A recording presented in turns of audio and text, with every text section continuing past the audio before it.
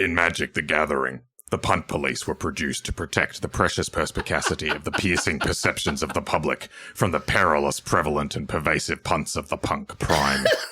Presently, protection from the most perverse of these punts is purveyed by the persons of the privileged party portrayed as the Primary Punt Protectorate. These are their stories. Good evening, Draftaholics, and welcome to Draft Punks, the most protectorate draft channel on the internet. My name is Sam, and I'm joined for another March of the Machine draft, as always, by Adrian Walker. Adrian, why have you applied for a position on the Primary Punt Protectorate?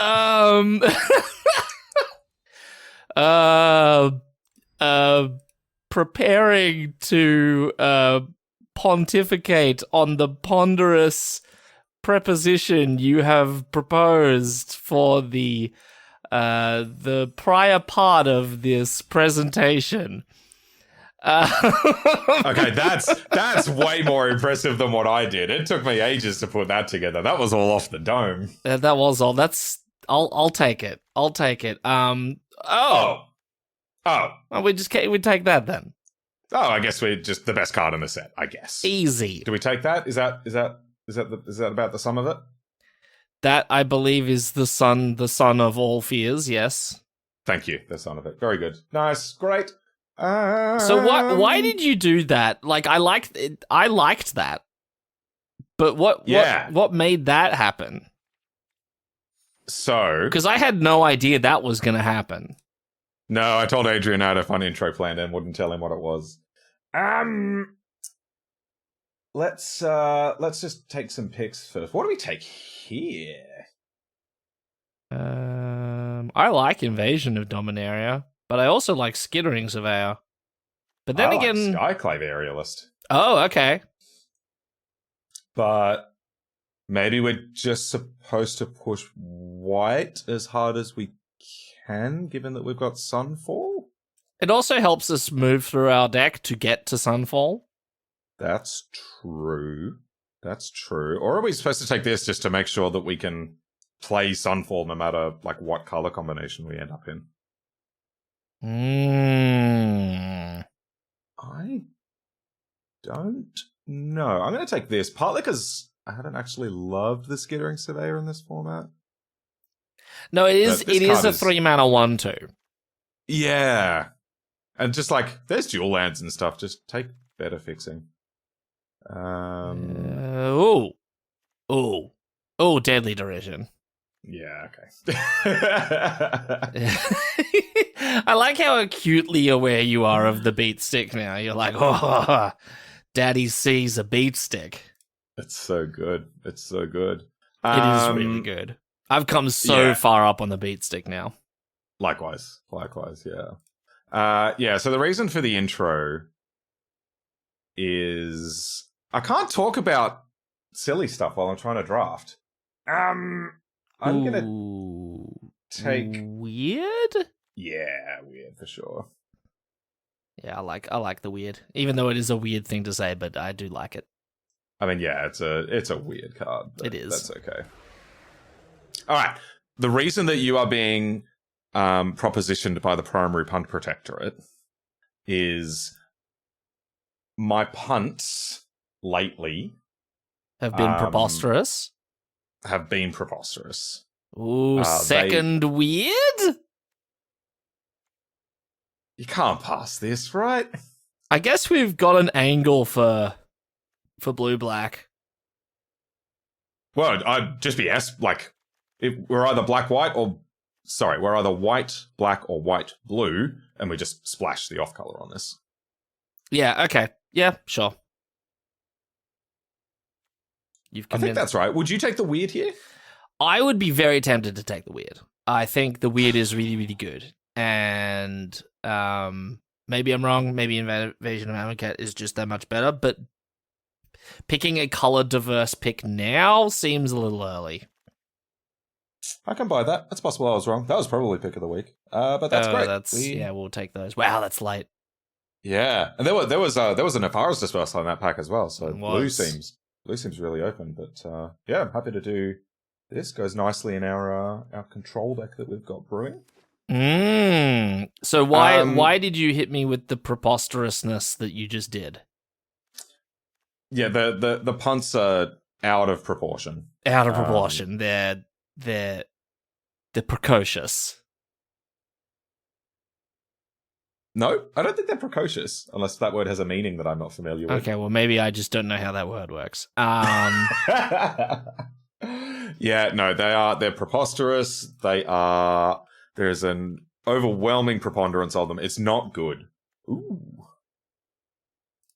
Yeah. I guess in lieu of anything else, like maybe you take the order, but white-black is kind of looking like a thing. Yeah, maybe it is supposed to be order. I'm just like way down on this card, but we do need. Oh, really? I played plays. 3 of them at Real Human Meat Draft on Monday and went 3-0. Wow. Yeah, that's impressive. I'm going to say this is just way higher upside, I think. Hey, look, cards we probably won't play. Yeah. And these aren't like, because last week on the video, there was a time where I like didn't crew my vehicle in response to a creature being hit with a removal spell. You know, that's not what I'm talking about. Oh, isn't it? Because you have not been doing that. Correct. Yeah, that's like, you know, minor-ish misplay. I'm talking like, I know, drop the whole game. I know off what a you're cliff talking about. Sort of punts. You know one of them. You don't know the other one. Oh, this is definitely Skywarden, by the way. I was thinking this. No way. This card is medium at best. It's a 2-drop. We have none.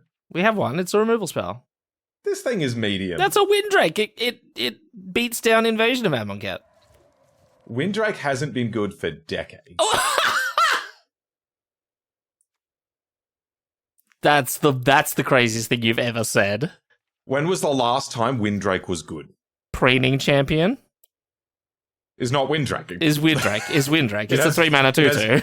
It has 50% more stats and 50% more bodies. 100% more bodies. Sorry. Yeah, but it's still a Windrake. It still is a 3-mana 2/2. Yes, it is. No, but you're telling me I'm saying the most ridiculous things. Oh my god. We are 3 of these colors already. We are 3 of these colors. Wow. Oh, I'm so tempted. I mean, maybe there's a bigger... maybe we wheel it. Maybe there's a better case for it if we had taken the Skittering Surveyor, but either Blade Agent's pretty good. And like we don't have fixing for our Esper pile yet, and the Proliferate isn't even that good in our deck at the moment, right? Not in our deck yet. It's possible we'll wheel that, so let's keep an eye on fixing. Hope to wheel Informant this as well. What do you like better out of these two? I like People the I respect Agent. have said that this is better. Oh, really? I prefer the Agent just because it like has more play to it. Yeah. And like you can usually pick up Informants later. That's true, yeah. Obosh. Yeah, I haven't been super impressed by Obosh. What's our... See, like... we're all 2s and 4s, yeah, right, okay. Which is what I've found a lot in this format in general. So we could try and companion this and just start the draft again. Hey, we've done crazier things. It's true, yeah. So there is a 2-drop in this pack, but let's take a 6-drop. How does that sound? That's all right. Yeah, I don't mind the 6-drop. Good way to refill after Sunfall, but also Dune Shaper. But then again, Dune Shaper, we can pick that up later, maybe. I mean, we've got a few sources of card advantage. We've got the Sunfall. This guy, you have lost your right. Oh, Pelucranos. You have lost your right to make that claim after your shameful gaslighting of Simon. I have lost no such. You absolutely have. Pretty easy Ica drinker, I think. A drink, therefore I am. Yeah, I think you're right. Old Growth is fine, but yeah, it's not crazy good. Ica drink is all right. I like it. Whoa. Huh. Whoa. Yeah. Do I take my medicine?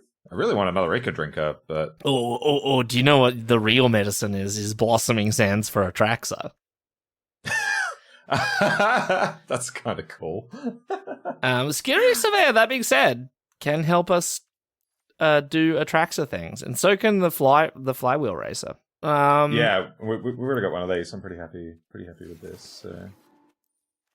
Collective Nomad. Slam it. Love it. Wow, that's late. It's late. Is it better than Smite? Is that a real question? Yeah. Surely Nightmare's better, right? Is it? Like, it's free. Like, do you reckon on average case, it's cheaper than this? I don't know. That's a good question. Now that you bring it I up, don't know but it's either. also like it's less restrictive. It does more stuff. Yeah, the fact that it can get a blocker out of the way so that we can attack our invasion of Amonkhet Yeah. probably makes it better. The fact that it can be used as a combat trick is the real reason I favoured it. Ooh, Freewheeler. Nah. You and the Dreg Recycler. I don't need crappy 4-drop. I do need It's a crappy good 4-drop. It is a mediocre 4-drop. I mean, like, I just think Dreg Recycler is one of the more pedestrian of the another Sculpted Perfection. Okay. I can see none of these cards, Sam. I'm really sorry. Do you know what this is? What is it? This is a 2-mana 3/3. Explain. Oh. Well, I mean, you're wrong, but also I'm not willing to fall. Ooh, wow. Vanquish the Weak, though. I know. Oh, we've already got 2. God, but 3 is so crazy, though. I want to have 3 of them, but we really should take the Vanquish. Oh, yeah. No, I'm with you on that one. God damn it. That's very sad. Hey. See? What I tell you. Everyone should listen to me. That's true. Yeah, Sam didn't go 3-0 at Real Human Meat Draft this week. I did. No, that's true. Yeah, you are now the prime punk. That's me. I'm not playing any of these cards. No, we're not. Sam, I wish I could see the tiny cards, and so do the viewers. I can't keep track of your stream requests. Yeah, slam it. Hell yeah! This is a 1-mana 2/2 lifelink. Yeah, well, a 3/3, you mean? And Conviction. Okay, this is we're getting hooked up. Yeah, that works quite nicely. We're getting hooked up big time. Get out of here. Ooh. Oh. Complete. Gotta catch them all. Well, I think that card is bad. This card. Yes. Okay. I've not ever convoked it for any more than like 2, and ever gotten more than like 1 card off of it. And maybe that makes it good. It just kind of replaces itself. But if we have... Is that because you keep taking freewheelers over drag recyclers? No, do you know what I want to take? I want to take the Phyrexian Awakening. I was looking at that. I can get there on Knight Errant of Eros, and I won't complain about picking it. But I've had bad experiences with it. It's close. Yeah, I'm not super high on this either. My reason for favouring it there was we've already got the 2... maybe we should have gone with the... Yeah, that was tough. You might have been right there, actually. New Capenna? I like New Capenna. I also like Knight of New Coalition. I do like that as well. I think we've got enough 4s though. This is true. Yeah, okay, yeah, new component. It's good, especially when we've got all those Ica drinkers hanging around. So yeah, not bad at all. That's it. Yeah. Unless we think we can wheel this and take Skittering Surveyor, because we did get those really late. Oh, I don't really want to. Yeah, exactly. What are you talking about, Sam? Okay, all right. Get out of here.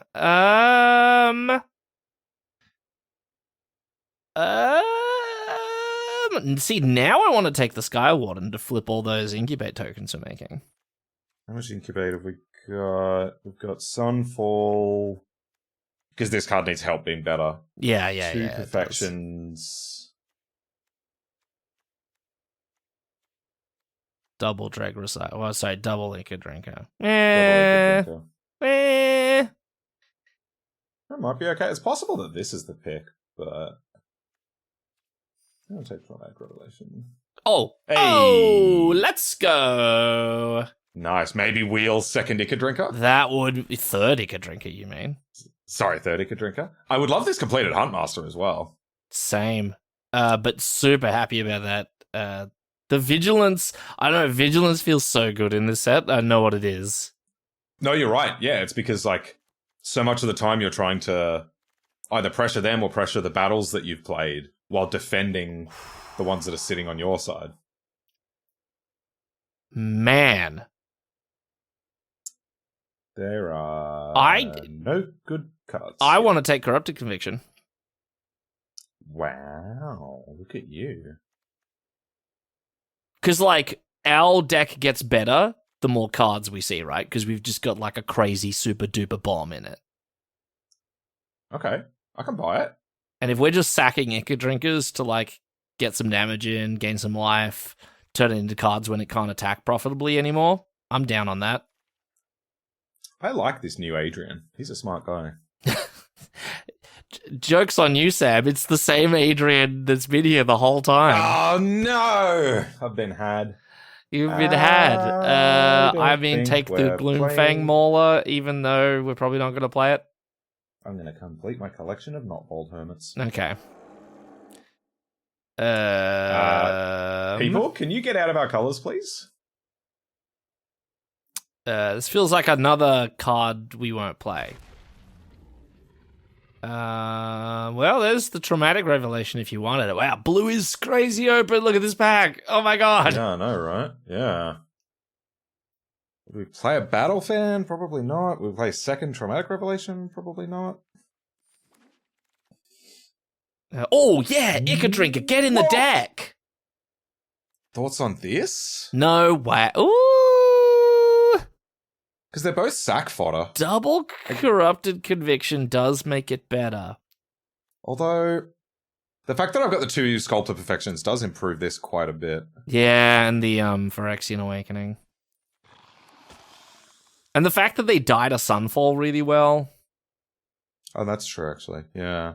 No, they don't actually. Sunfall Exiles. Yeah. I don't know if we'll play that. Seems unlikely, but... Well, more cards we won't play. Oh, get those sailbacks. Completing my collection today. Oh, let's go, Sam. All right. Now I wish I took the Informant. Bloody hell. Take the dual land. Why not? Why not? Free life game. Should have taken the basic. This deck is cool. Yeah. How good is it? That's a good question, and I don't know how good it is. Yeah. But I think it's definitely, like... We're doing the sacrifice thing a second week in a row, but I'm kind of happy about it, because this one looks really good. I feel like we cut the blue. Oh, you want to cut the blue? Like, we didn't really get there on fixing, right? We just got the Surveyor. Oh, no, I got the Freewheel. Yeah, I got the Surveyor and the Freewheeler. Like, single island. Hashtag one island. Get it in the comment section. This is the new 2 mountains. Okay. Yeah, we've got a few Corrupted Convictions to dig to it. Get rid of failed conversion. Okay. Get rid of... Dominaria? Could be Dominaria. It's not really contributing to the game plan. But that being That's said, it, like, we're flipping Dominaria is really, really strong, though. Like, It is really good to flip, but I don't think we're super well positioned to flip. Yeah, that's a good point, actually. So, and this is pretty weak just on the front side. Whereas, like, this one is just fine on the front side. Oh, yeah, especially with the quantity of Ica drinkers that we have. Yeah. What about Sunfall? Yeah. See ya. 41. 41. That's the deck. That's the deck. Great. Cool. Cut all the bad cards out. Yep. And, we'll see you in the game. See you in the game.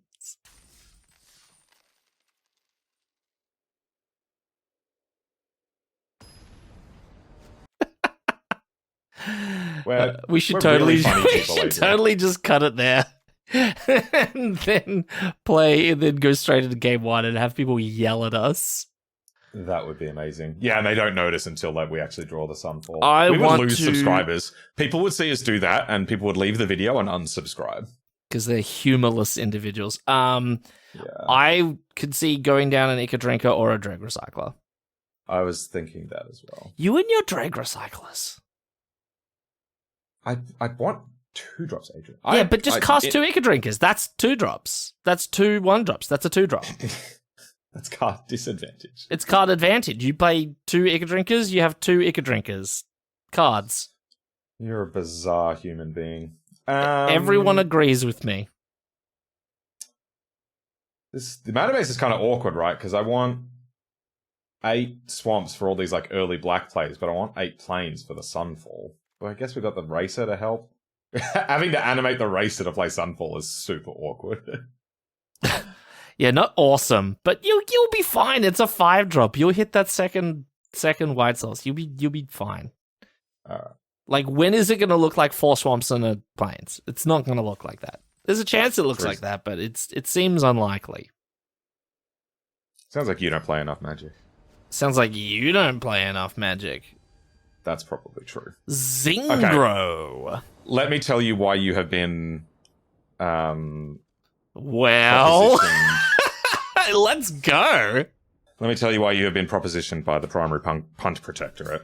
Oh, okay. We're not talking about the like, oh, I forgot to crew my vehicle sort of punts. We're talking like not even the sort of mistakes that a beginner would make. Because they're that completely absurd. Okay, what are we talking about? Okay, number 1 was at my last Pioneer. Hello. Disregard anything I may have said earlier. Hey, look, you'll get a Plains with Skittering Surveyor, or do we get an island? Nah, we totally get the island with Skittering Surveyor. Yeah, I agree. Do we Revelate here? Yeah, it's never too Revelate. Unseal and Furnace Rains. Okay. Wow, Furnace Rains is going to go off. Furnace Rains is going to be crazy. Interesting. Oh look! What are the odds that we'll have 4 swamps and 1 plains? Just go get the island and stop complaining, Sam. It's a trick question. We're actually going to have. Oh, did I forget to give people the audio? I thought I didn't. I did. Sorry, people. Here's some audio. What was going on? I just forgot to give them the arena audio. Take action. Bastardry, Samuel. Who needs to cast Sunfall? Yeah, it's a trick question. Oh, the blind mill. Into nothing? Okay. Nah, they got one. What did we lose? Knight and Drag Recycler. That's fine. In the bin, where it belongs. Also fun. Oh. Hey, look, a white card. Oh. Yeah. Invasion, see what we draw.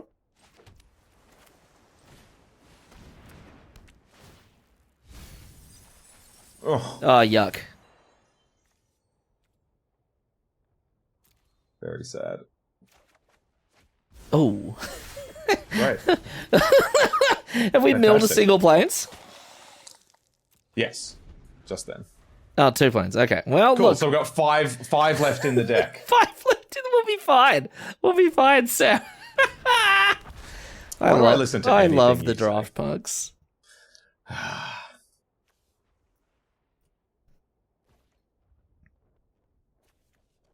Yeah, take 4.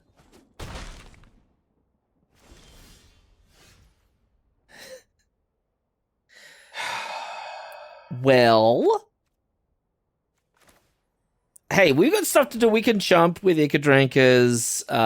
This We has can trembled. turn. We can. This Yeah, but has menace. yeah, but we just double block the War Train thing, and then we make some tutus, and then we can trade even more.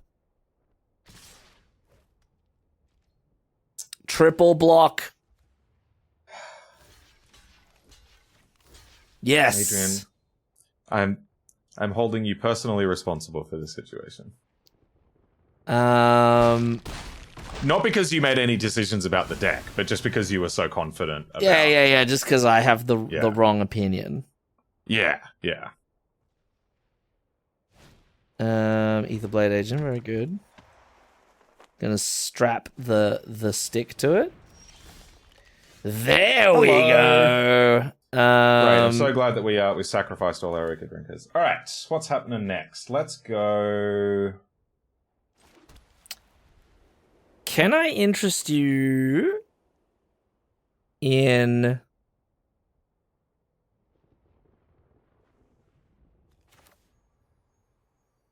That's a good one. But we're basically going to cash it in for Etherblade. Oh, it has menace.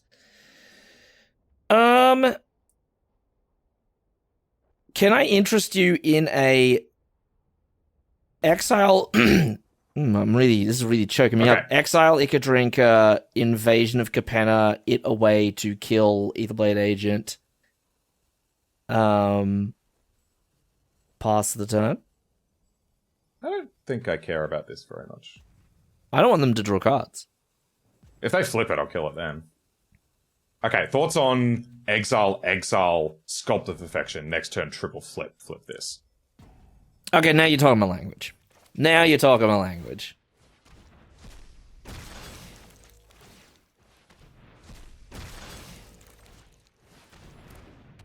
Triple spell. Storm count 3. Kind of. Back to story time. Oh yeah, these are the punts. Pioneer RCQ on the weekend. Made the top 8. Quarterfinals, game 3. I had the game 1. Also, if I draw planes, this is insane. Oh yeah, 100%. Planes. Player 2 drop and planes. Opposite of planes. What's in the bin? Spell Spear. It's in our bin. Ooh, Knight Errant? This doesn't do much if we... Oh no, it doesn't, does it? It's just a 4/4. Spell Spear seems like the best. Oh, unless I get this and go get a planes. That's sick. I guess it's not bad. Do you then So I pacify this. Yeah, pacify this, wake up the 4/4, swing, get the white source. Wake up 2 3/3s and swing. Oh yeah, okay. Why not the 4/4? What's the 4/4? Oh. Whoop. Oh yeah, we've been talking too long. I'm gonna let you do the things that you were talking about.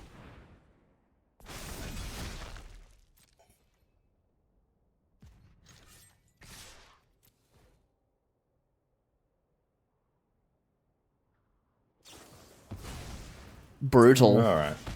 That's unfortunate, but okay. Oh, didn't put anything back.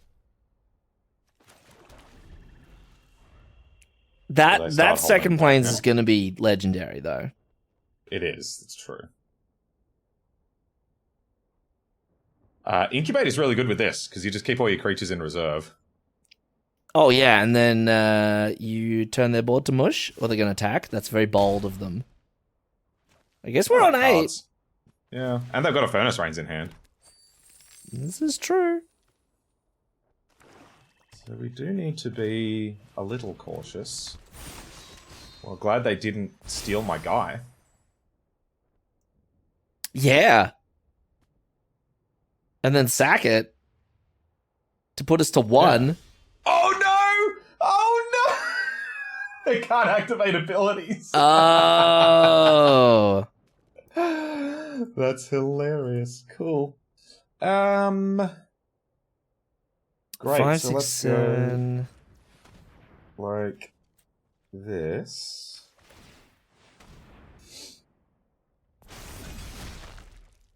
Yeah, I guess we just we get that planes, we play the planes, and we wipe the board because this board is scary.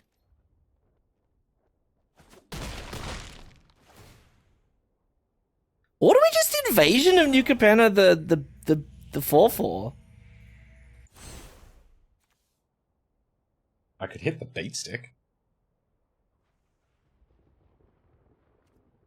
And what, get etched familiar and traded off on purpose? The biggest skittering surveyor there ever has been. That's true, yeah. Yeah, what if I just nug... Oh no, they've got Furnace Reigns. So they do kind of have free reigns over this situation. God damn it. I am a little bit scared of doing this, because if they yoink my 6/6, that's kind of bad for us. But... Yeah, do we just snap it off then? I could play this? And have them take it and hit you for a lot? Yeah.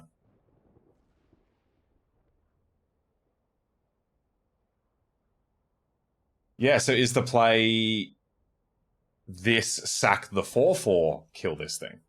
Because then they don't really have a board. Oh yeah, you might actually be right. Oh, sack the 4/4 seems kind of aggressive. Yeah, but it's gonna go to Sunfall, right? It's true. I'm on board with sack the 4/4 actually, because then Reigns is lower impact. This is also not a Phyrexian for the Frazzle Cannon. Exactly.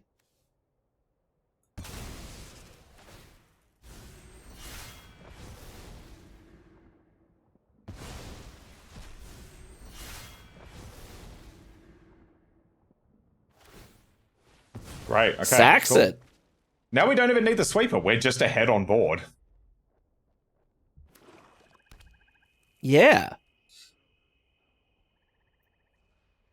I'm still a little bit scared, but I mean, Me too. They are aggressive, and they do have a stick with which to hit us. that's a gorilla. It is. It's not. Please give it haste with Reigns. Just get really aggressive with it. Give it haste with Reigns. Would love to see that. That'd be cool. Yeah. What can they put back with this? Not much that we care about.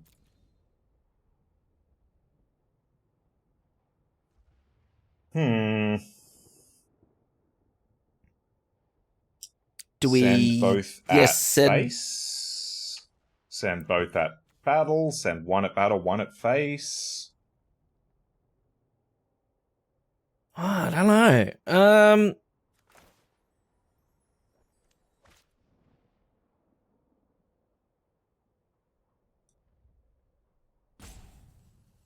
I don't know either. Because here's the thing, I like both at face, actually.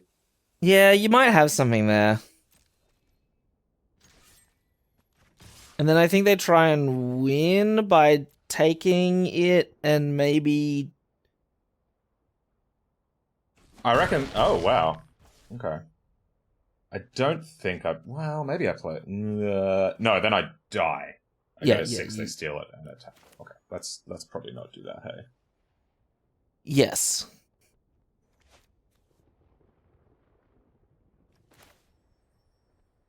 I think the game plan is like... They probably okay, take... now I can play it and crew this No, in response to furnace rains. Well, I guess it's fine, but then But it seems really risky, doesn't it? yeah. Okay. Go to 5. Didn't use the furnace rains. More gorillas. Okay, it's guerrilla warfare out here. Oh, god damn it. Hello. Well, that's... Okay. Attack face with both, then Sunfall. Yes. Does Furnace Rain steal artifacts? No, that's what I was checking before.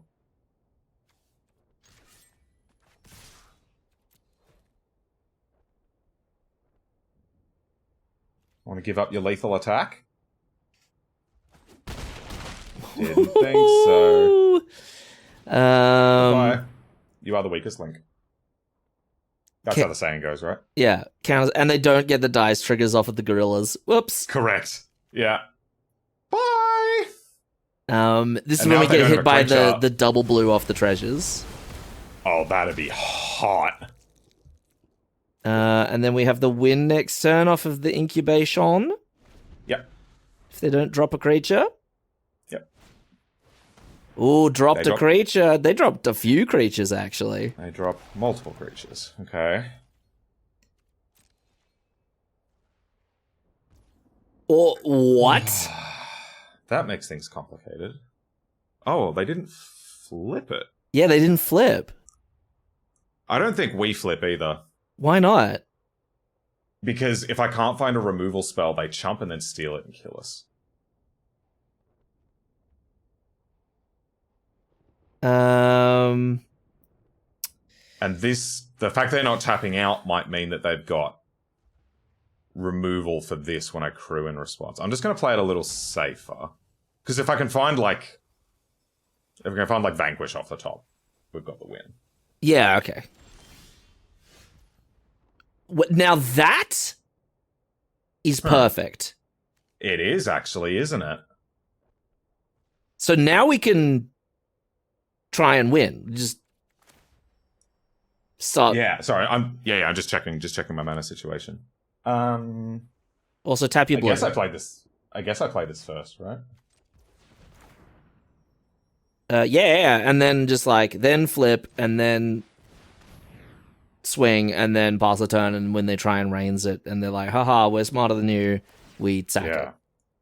Yeah. Cool. Let's make a 7/7.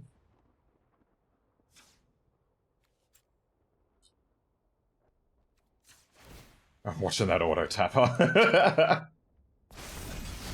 Like a hawk. Yeah, and then let's go to combat. To attackers. Attack you.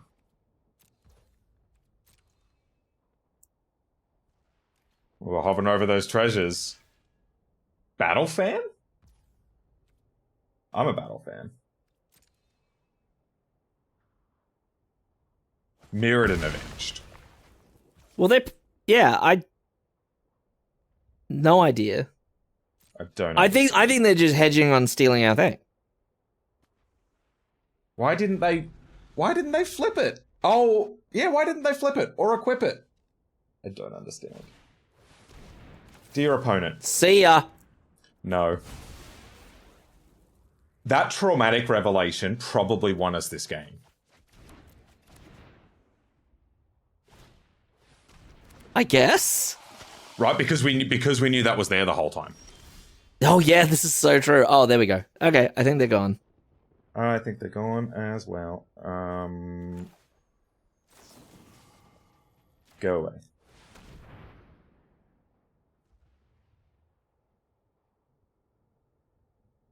Have they seen the writing on the wall?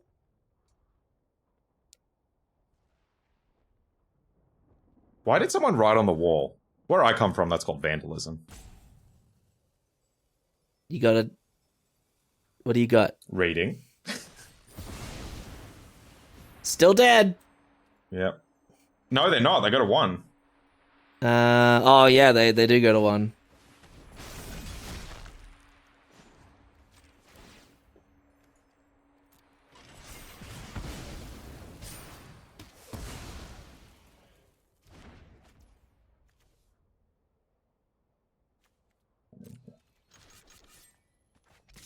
Attack you. Play Awakening, pass the turn. I think so. What a weird game. This was cool. Playing around the furnace reigns was the key. Get out of here, Yeah, Zingro. got him. Very nice. good. I'm actually gonna finish my story now. Top 8 of the RCQ. Quarterfinals, game 3, close game, but I have stabilized against Burn. I've got the win on board next turn. They have Roiling Vortex in play. The main use of that card is stopping life gain and dealing 1 to you every upkeep. But it also has this line of text that says whenever you cast a spell from your graveyard, it nugs you for 5. Whenever you cast a spell without paying its mana cost, it nugs you for 5. And then I played Halo Forager from this set, which lets you pay X and then cast a thing from your graveyard with mana cost X without paying its mana cost. It doesn't actually give it flashback. Oh no.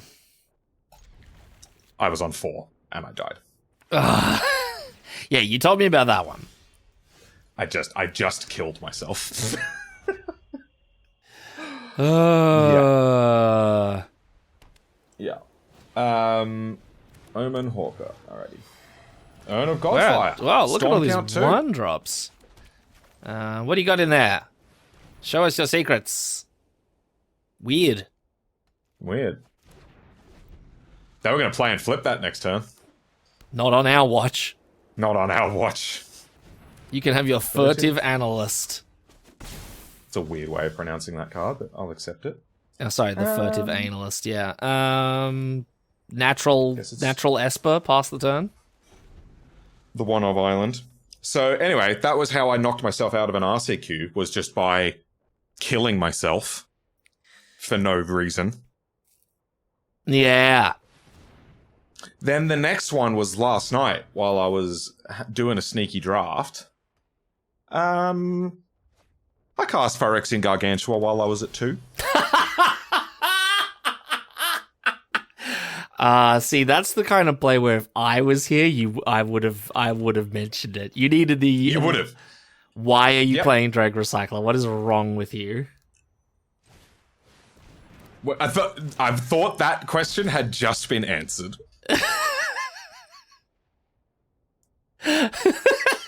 Yeah, good point. I like how you just see Drag Recycler and you're like, I need this. Like every time you see this card, you're like, oh my god. I wanted to hold up Corrupted Condition. Sure. For what? In case they try to kill my 2/2. Hey, this plus this, sacking this, that's Muldrifter. Yeah, I guess so.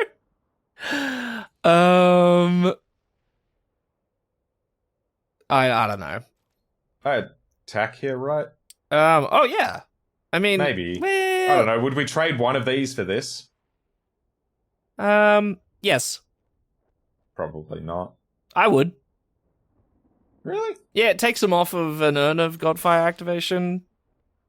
I guess. They might just, like, bounce. Yeah, and then take the 2. See? Always listen to Adrian. ALTD. Yeah. Now, do we continue to extend out on this board? Or do we just play not. passive and let them extend out onto it? Because we've kind of got the dominant board state, but our board state consists of one card. Yeah, and like I can play out 1/1 and 2/2 that don't actually help all that much here. Yeah, true. And you can just like prepare the vessel, so to speak. By playing like Ica Drinker, sacking it to Dreg Recycler, Actually, maybe I should have played Ika Drinker to sack it to Conviction. That was probably better. Deal. Oh, good. Deal. Deal. More flesh for the flesh machine. That's exactly what I was going to say, actually. Damn. Exactly like I said it? Yeah, that exact intonation. Wow. And inflection. That's impressive. And impersonation. I wouldn't have thought that was on the table.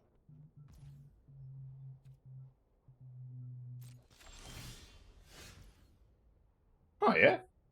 Oh, yeah? I'll add that to the board. Yeah. Places itself. Tap. Why don't you go blue, white, Skittering Surveyor, Ika Drinker, hold up the Conviction, sack the Conviction, and if they double spell or something, we can go hog wild on their battlefield. Grab Swamp? planes? Swamp? Yeah? Yeah, I don't know. I think I'm just saying swamp because we have 3 black cards in hand, but we're about to not have that many black cards in hand. Yeah, I'm just checking the deck list. Yeah, it should probably be swamp. This looks really suspicious, where we, like, deliberately tap everything but our swamps.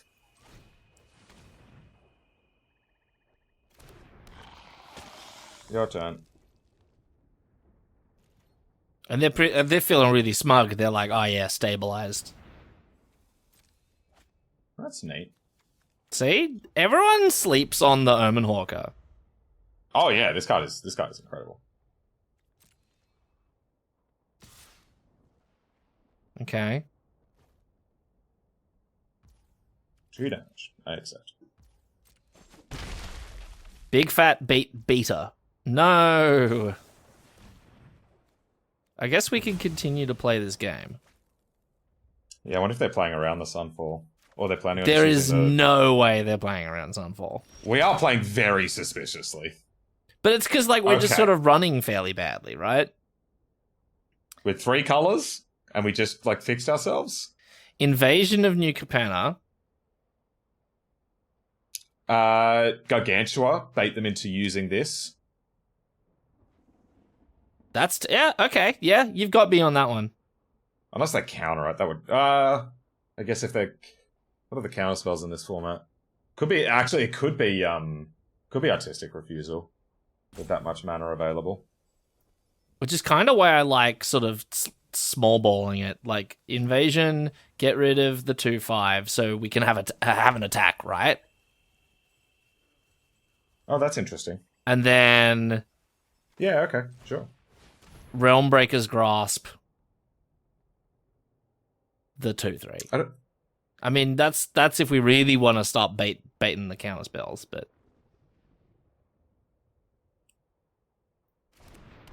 No? Okay, they're not phased by that one. Attack this. Nug this. Now, if they don't loot in response, that means they've got refusal. Alright. Discard refusal.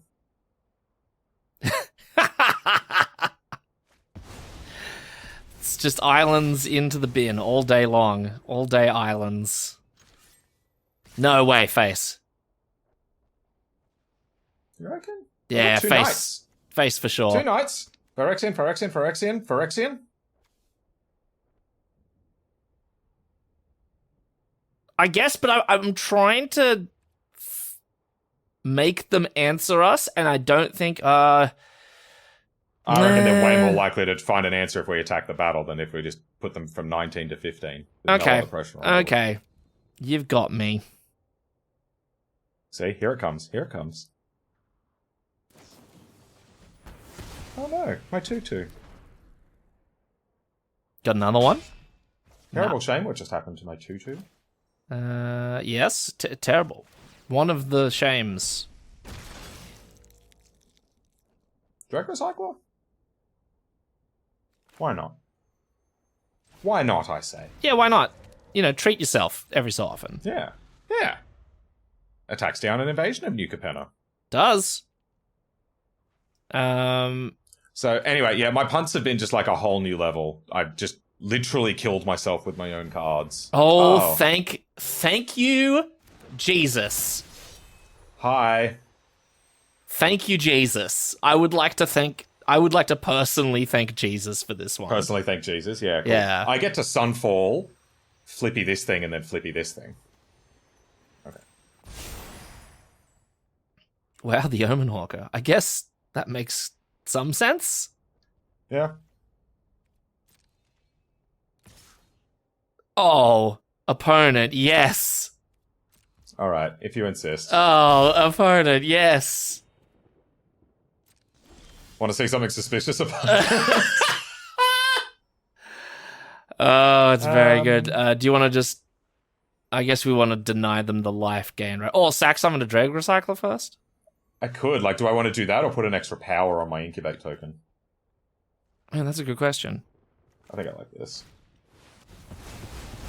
Bye-bye. Goodbye, Valkyrie. Go back where you won't bother anyone anymore. Flip an invasion. Don't mind if we do. Reckon they use all their mana next turn to kill our 5/5? I think that is reasonably likely. Oh, whoopsie. No. Yeah, as I said, Corrupted Conviction is one of those cards that has also gone way up in my evaluation. Yeah, me too. Just because the removal's kind of good in this set. Yeah. Yeah. Being able to sort of nullify it is very good. Well, they've taken themselves off of Earn Duty. Oh, nothing to... Oh, they were going to go off this turn. What were they going to do? Oh, sorry, I forgot everything's exiled. Sorry about that, opponent. They were going to bounce... An extra +1 counter? Yeah, that's pretty strong, right? Give something else Flying First Strike and Lifelink for the turn? No, it's a delayed flicker. It comes back on. Oh, it is. Okay. Well, shall we show them what it's like when God has a gun? I think so. Holy Frazzle Cannon. Pretty good. Let's put this on The 5/5? here. So I don't need to re-equip it next turn. I guess that means I don't cast Gargantua this turn. I'm pretty happy with the attack for like 9. Yeah. Traders. What now? Trade? Tradesies? Nope. Okay. Oh. Go to 12. Pass? Guess so. Yeah. Because I If feel I like land, try to earn the 6/6, sweet conviction in response. Okay.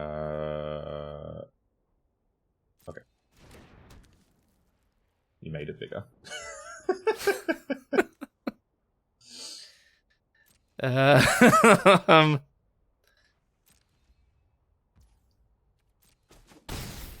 Do I sack it?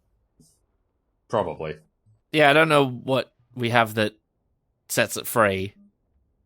Oh, it's just that it's a 6/8 blocker. It gets bigger every turn, actually. Yeah. I think we just want to close at the moment. ABC, always be closing. That's what I always say. Was that pretty good? Yeah, I mean, now's a better time than ever, right? Go away.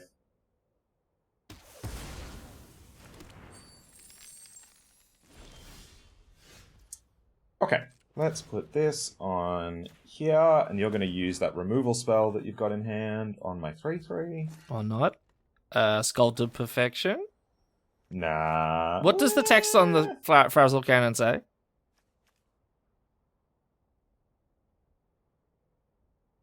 Do I play the Gargantua first? Yeah, why not? We're on 10, but then again, does that matter? Oh yeah, I'm not afraid of dying. More afraid of them just removing it. What do you think of Sculpted Perfection flip, and then get the counter on the other thing? Because that's more damage. This is going to die, though. They've got an instant. They're letting you have it.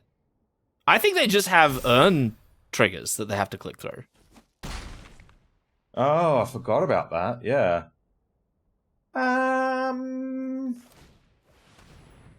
The Mighty Dreg Recycler. Sam's favorite card. Hey, come back! You reckon they had their own Sunfall that they were trying to draw to? That would have been fun. It would have been. Well, not for us, but you know. Great. Deck is incredible. Deck is incredible, and incidentally, the flip side of Eucapenna is actually kind of good in our deck. Yeah, it is. Yeah. Because we're just sort of mono Phyrexians. Exactly, yeah. This is exciting. Yeah, it seems really innocuous, right, the Holy Frazzle Cannon, but yeah, once you see it going, it gets kind of obnoxious. Yeah, especially you get like a board full of incubate tokens, and you're just like, these are getting bigger every turn, and now you can't block, and now you're jumping, and now your life sucks. And also it's equip 1, so it's like the best thing ever. Note. Is that a Legend of Korra reference? Wow. This is great. This sounds fantastic. Can we draw our... ideal? We keep drawing our only island. I mean, that's why we put it in the deck, isn't it? Is that like... Oh, I didn't even think about this. Is it like a real strategy where like you play a single basic so the hand smoother does funky stuff for you? I don't know how that works with different colors, actually. Because that's 2 opening hands where we've drawn... We just have the island. And if I know anything about statistics, that's 100% hit rate. Yeah, yes.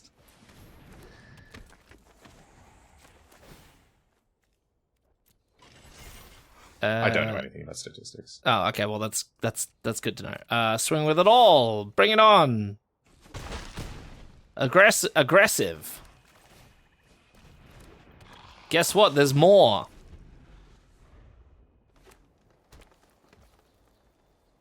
Nothing is intense against this board state. Oh! Oh my god. That's very nice. Hey, opponent. Hey, what do you think of this? Do you like this? This might just mean Deadly Derision. But even then, crew with the 1/1, yeah. Yeah, that's it, right? Our board is full of 1-drops. Yeah, like just like very diverse threats, and like getting one of them is like, sure, okay, I'll just incubate next turn. Yeah. Oh, the Moloch. All right, they got us. I don't even feel like we've been particularly well got, though. I mean, like, they draw a card, trade for a card. It's fine. Okay. I don't even think they block. Okay, they do. Oh, gain 4? Ooh, not bad. Yeah. Yep. Their Um, green deck is going to have a job beating us down. over double of their life total. True. Yeah. Which is famously the most important metric for. I am in This is Christmas. Christmas has come very early this year. This is completely sick. Have done that. Yeah. Okay. Shame our bike is gone. I can't flip this turn as well. I know. Oh, it would have been so good if they played the 2/3 to block the the 2/2s. I reckon they got another Moloch. Could be.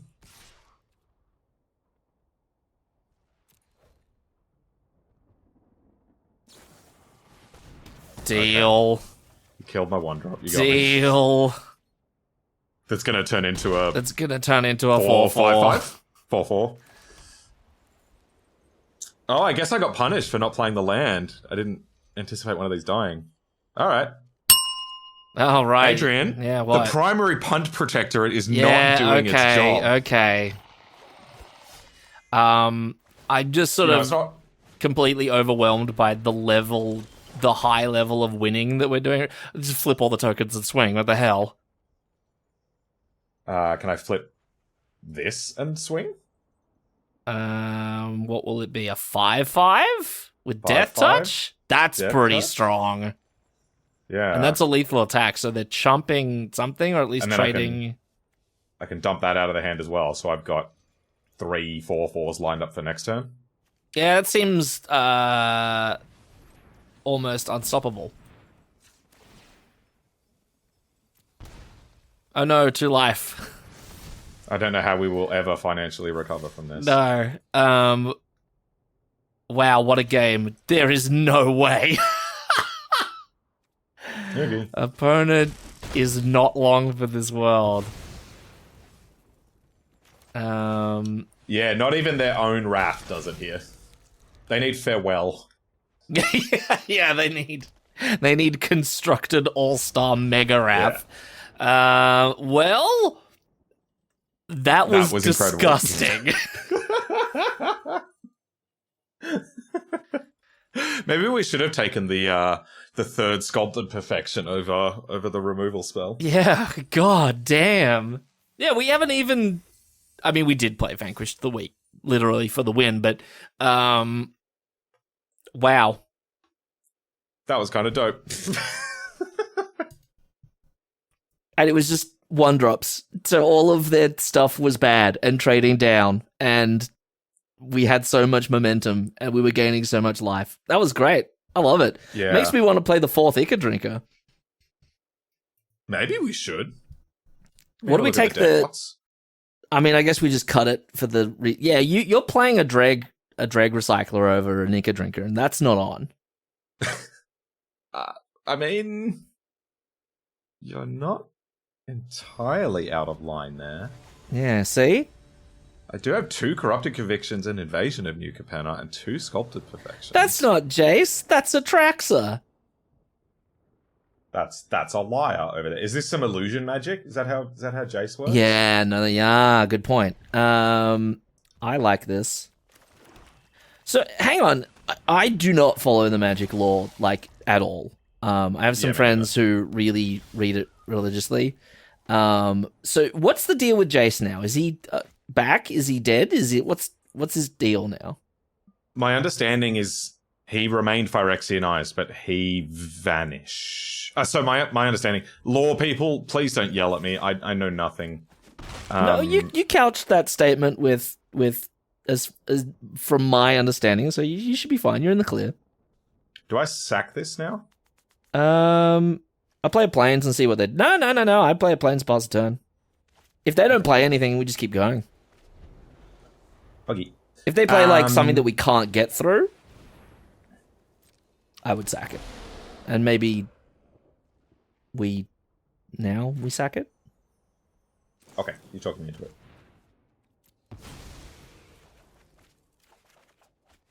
Hey, Drag Recycler. Can I interest you in a... Oh, okay, yeah. I mean, we're definitely doing that. The question is, what else are we doing? Probably this? Yeah, that's what I was thinking, because we would play Knight of New Coalition next turn, and we could crew it with the Knight. Yeah. Brum, brum, brum. So Jace's status is that he's just kind of chilling, I guess, but nobody knows. So my understanding, so you know how back in the day Teferi phased out Zalfir? Yeah, he used that magic to like phase out the whole of New Phyrexia or whatever. Yeah, so my understanding is that Jace and Vraska got phased out with it. Right. And that, like, the whole Aftermath thing is, like, tap the non-token? I have no idea. Someone give me a reason to do one or the other. Tap the non-token Including so you. that if they really get aggressive and they want to push for as much damage, they destroy the token rather than the card. But then maybe we prefer the card to be destroyed. Oh no, that's tricky. It's interesting in this format when you're trying to make a decision, like which one to kill. Because if you... Oh.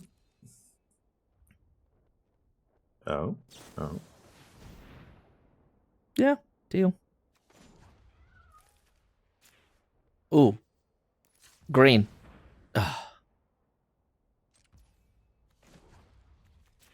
This is incredibly important. They're very good. If I played Spidey Sense there, that would have been amazing. Yeah, really put the chills down them. Yeah. All right, your turn. I mean, I'll take that. Like, if that's Yeah, going to be their whole turn, then Yeah, that's it. Yeah, killing out. And like vehicles are always lame to kill because it takes a creature to crew them. Oh, hello. That thing is going bye-bye. Yeah, it's getting strapped to a tree. Or... Oh, we No, got I like vigilant creatures too? The blowout potential, Sam. Oh, that's actually kind of huge, isn't it?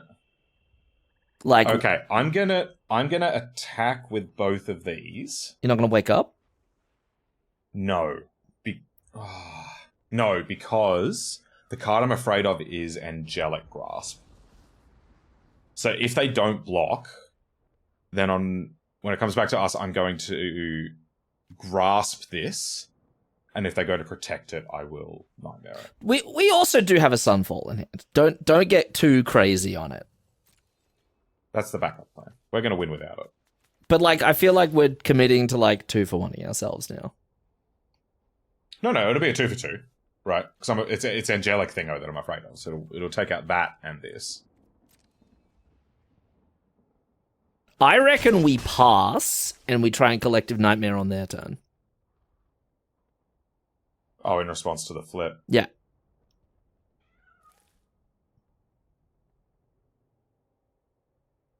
I reckon they've got Angelic Intervention. Yeah, but then they can't flip and do that. They can if they got a land. Yeah, then we wipe the board. Yeah. Okay. Does that mean I don't play this? Yeah, no, you No, I don't. won't. Really? Yeah, no. We're gonna wipe the board. I can never follow. All right. Only because Mackay said in the comments that he liked your lines last week, so I'm just gonna. I like Now how if you, this you, doesn't- it is you are incapable of taking my lines on their merits, but only when other people like them. You're like, okay, now we try it. Yep.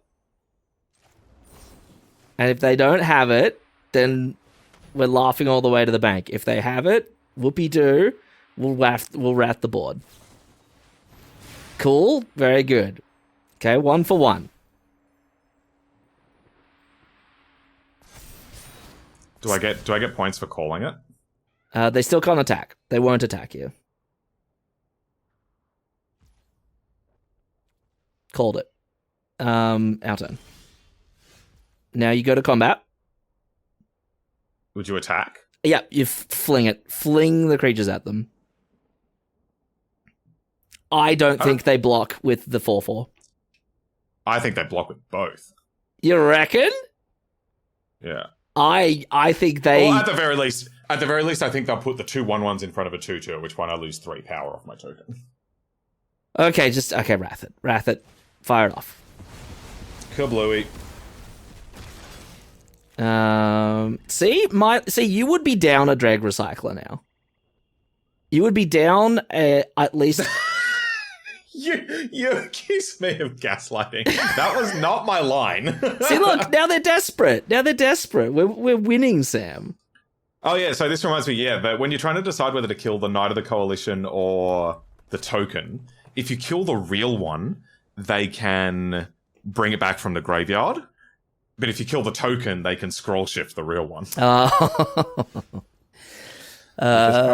Wake up some boys and get swinging. Okay. All right, now I agree with your line. Very good. I approve. Thank you. Because it just feels like you just use like just your standard sort of like, you know, limited play logic, right? If I'm going to wipe the board, I'm not going to waste cards and extend out into a board that is going to, you know, be not long for this world. You are once again misrepresenting my proposal. My proposal was not play this and then Wrath next turn. No, your proposal was like play Realmbreaker's Grasp and then, holy crap! Yeah, my proposal was deal with the board as it stood, and then Wrath when we need to. Yeah, you got conveniently lucky. Well, that being said, we can, or yeah, we should draw a land, right? I'm not going to pacify this. Deadly Derision be nice. Yeah. Well. Okay. Yeah, no, I think we pacify like the next thing they play. Like that. Yeah. The 4/5 first strike. Do I corrupt a conviction here? Probably. Yeah, chump and lift it up. Yeah, I think we're digging to removal here.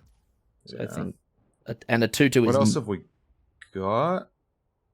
Is it just Deadly Derision? Yeah. Oh no, Invasion of New Capenna. Which would be a reason to keep it around, but we'll find more creatures. Oh yeah. And I think what we need is time and cards. So. Yeah, I prefer Deadly Derision so that I can make my own one of these with Invasion of Amonkhet. Huh? Speak of the devil, and he shall appear. Oh, they got one card in hand. Oh, let's go. I do like this.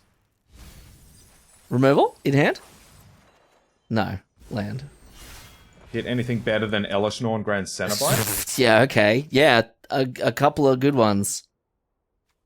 Those would have been nice, but okay, so I guess let's lock that away. Take a look at your hand. Nice hand, and we will pass the turn. 16 cards, and we've got 2 outs. And a couple of turns. Oh, and it's got Vigilance, so I can't even... Does oh! Okay. Pass? Do I even flip it? Probably. Ooh, Right. not good.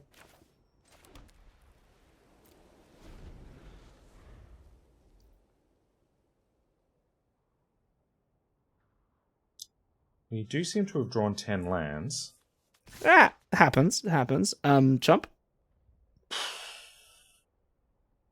Yeah, which then takes New Capenna off our outs list. Four. But if I go to 9 and draw New Capenna, I would... No, we do survive. Yeah, And this okay, also- you're actually, yeah, you've talked me into it a little bit. And this also leaves the other Corrupted Conviction. Have we cast both of them? Oh, we have. I mean, if they play another creature, that still puts us dead. But if we draw Deadly Derision anyway, we're okay. I'm not going to block. Yeah, okay. Yeah, I'm with you on that one.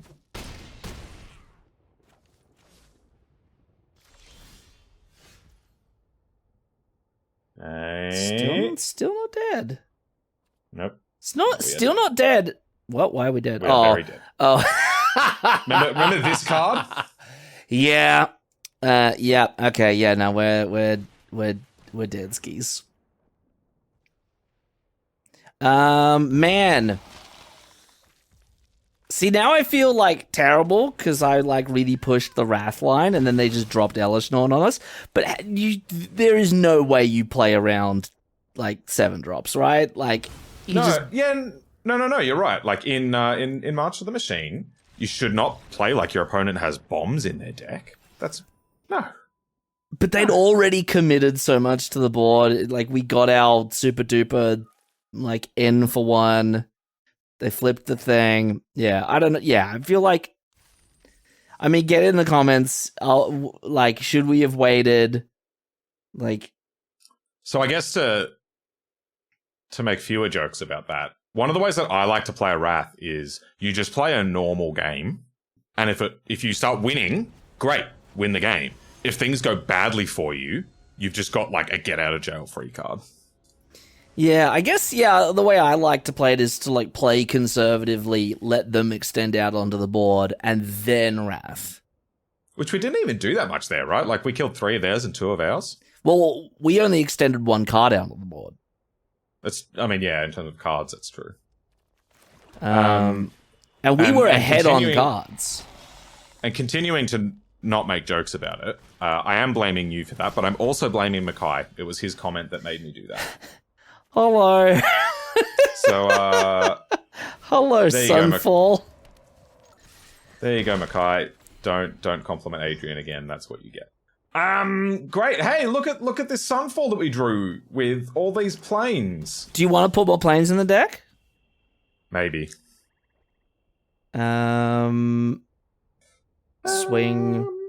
Swing and play Racer pass. Yeah. There's a world where we hold up Vanquish here, but I don't love that world. Yeah. Me neither. Possibly play this with the plan of flipping it next turn, but I don't think so. Not bad. Do we just show them? Yeah, it's pretty good. Like, yeah, nah, I'm with you on that. Yeah, no, you've convinced me. I like the card you're holding up on screen.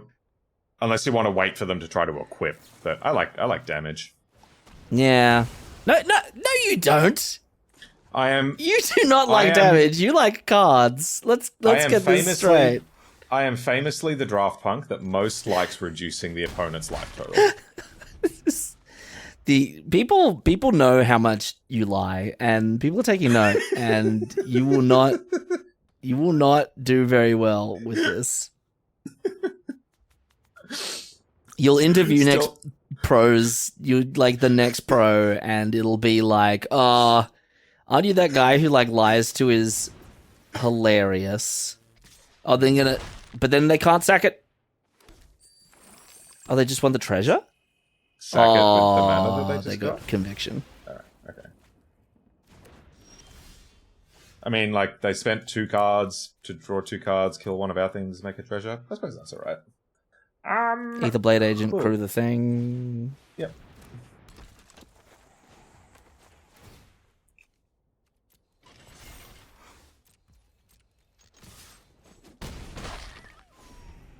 We're doing pretty good for triple swamp. We are, yeah. Ricochet. It dies. Please equip. Whoa. Oh. Oh, okay. Nice. Very cute. Alright. Let's... Ooh! Can you see what I see? Can you see what I see? Don't know. What do you see? I see Crew Racer convoke out Knight Errant. Yeah, and just look at the top 6 for 1 card. We'll get a Nika Drinker, maybe. I know, what else do we do? Do we, like, try and attack with the 3-2 and Collective Nightmare or something? Yeah, I could Deadly Derision the 3-4.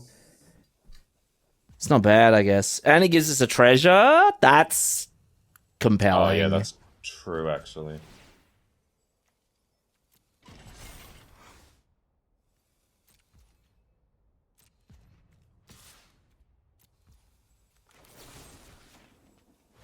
So clever. Oh, I probably shouldn't have attacked with it. I don't hate. I mean, it's a little maybe inopportune, but they're on 7. Yeah, it also takes 2 bodies off the board for them to use with this, and they've already shown that they're a sacrifice deck, so... Yeah. Oh, look, Sammy favorite card. I don't know what's going on. Hello. Okay. That gets nightmared very nicely. It does seem to, doesn't it?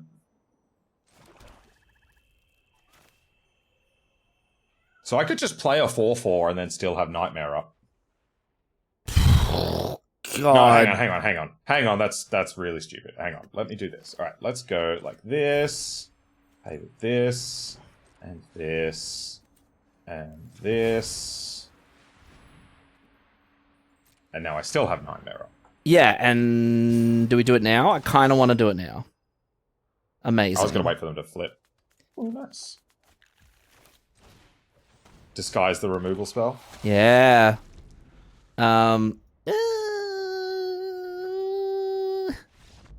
See? Or there's that.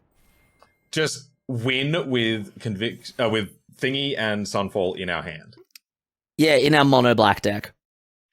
Yeah. I have to say, that was, like, in terms of performing against all odds, that was an incredible performance for mono black 3 lands.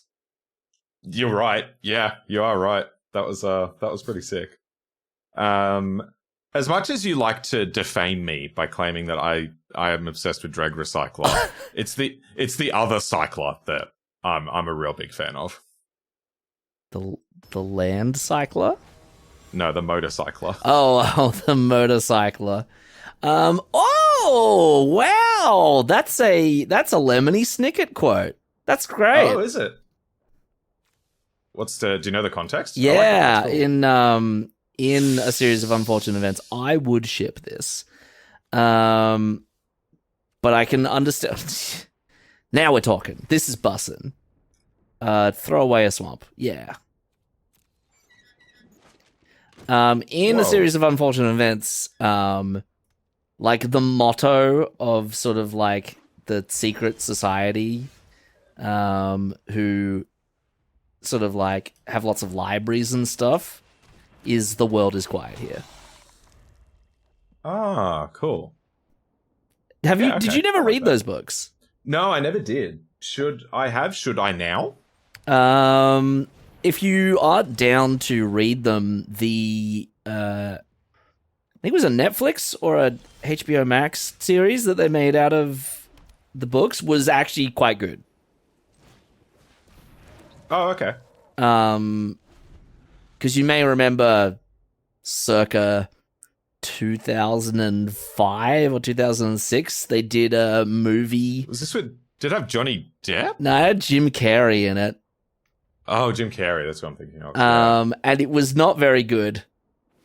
I mean, props to Jim Carrey for just, like, chewing up the scenery. He was quite a good Count Olaf just because of how insane he was. But,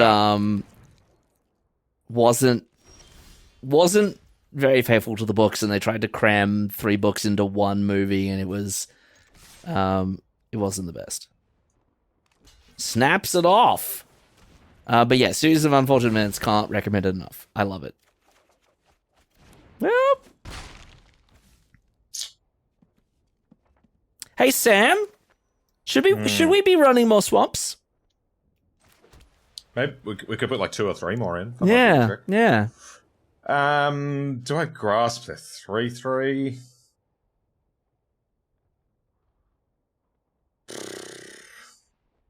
I mean, in lieu of anything else, it reduces any clock that they might have.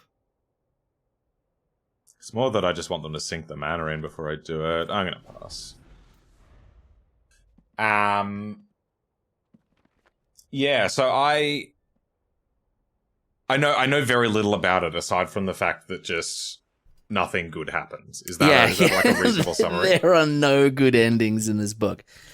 Is it done kind of lightheartedly and comedically, or is it actually just really dark and miserable? It's kind of both. It's funny stuff happens, and I guess ooh, there we go. There's a swamp. I know the overall sort of, I guess, moral of the story is that you can be the best and most moral person ever. Yeah. And there are still shitty people in the world who will make your life a nightmare. And there's not a lot you can do about it. I really like that. I really like that. Yeah, you would. Yeah. I'm surprised you haven't read these books. You would love them. Okay.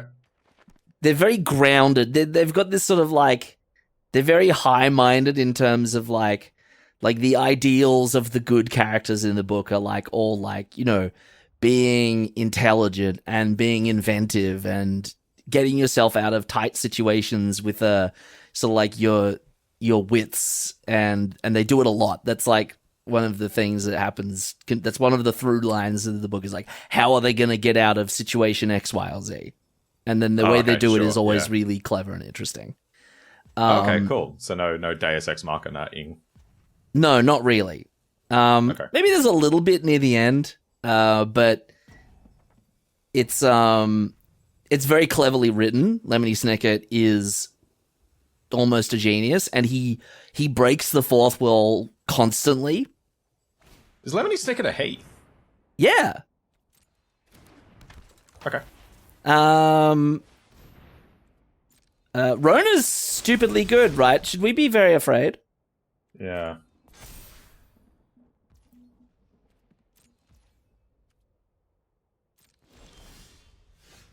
But yeah, it's alright. We'll find answers.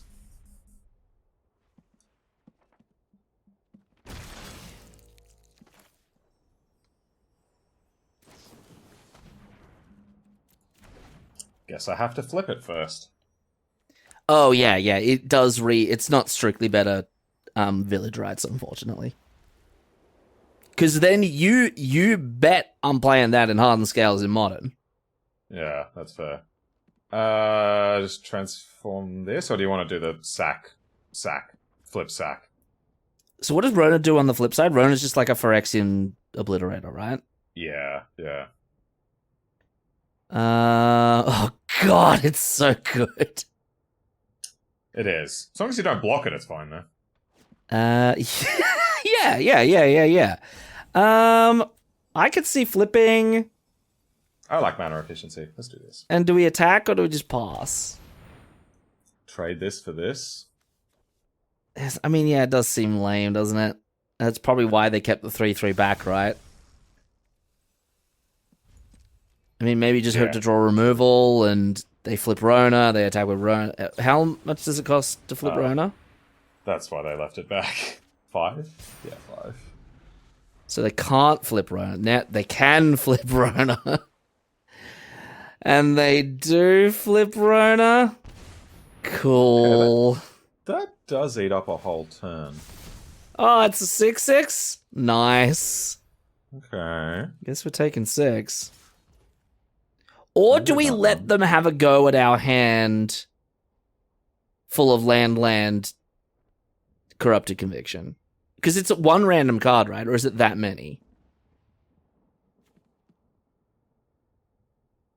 A card. Do we just... Yeah, I'll just take 6. I'll just take 6 for the time being. I can also sack the thing to stop it being dealt damage. Trample. Oh, no, sorry. Yeah, no, good point. Okay, yeah, fair. Great. Ooh. Just what I needed. Okay, yeah, all right. No.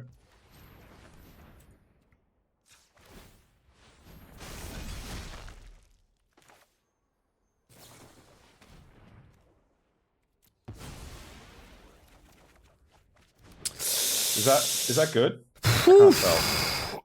Let's not deal this thing damage. Can we survive?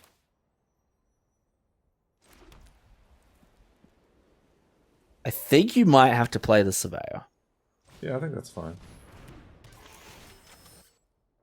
And then knowing our luck, they give it +2/+2 in flying, and then we lose. I mean, yeah, they might. Oh no, I can gain 1 life. Oh, okay. Drag Recycler, best card in Magic. Mm-hmm. Yeah, in my 5-color Omnath Invasion of Alara, insane 5-color deck yesterday.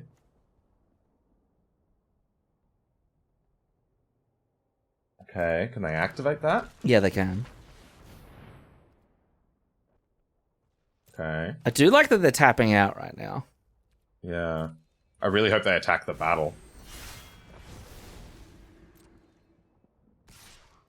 Deal. Oh, baby. Deal and a half. All right. Sure.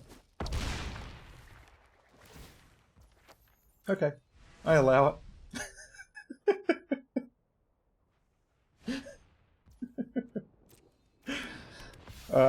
Do I gain a life here? 1, 2, 3, 4, 5, 6, 7, 8, 9, 10. Nah, I want a 10-10. Okay. I'm not gonna say it, but like, there's one card opponent. that gets us here, and they don't have it. Is there? Oh. No, they don't have it. Let's go.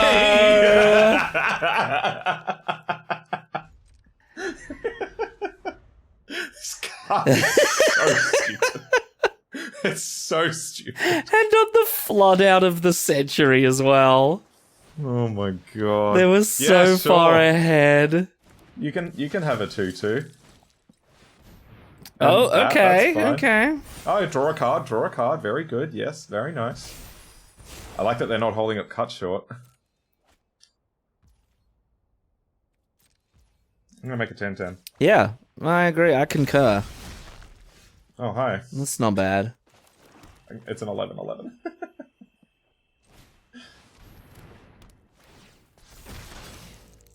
In... No blocks. No blocks. No blocks, no fear. Your turn. We're still not out of the weeds yet. Yeah. It's true. But if there is a board to Sunfall on, that was it. That was... Yeah, it was pretty sick. Okay. Nice. Oh, wow. Nice. Holy crap.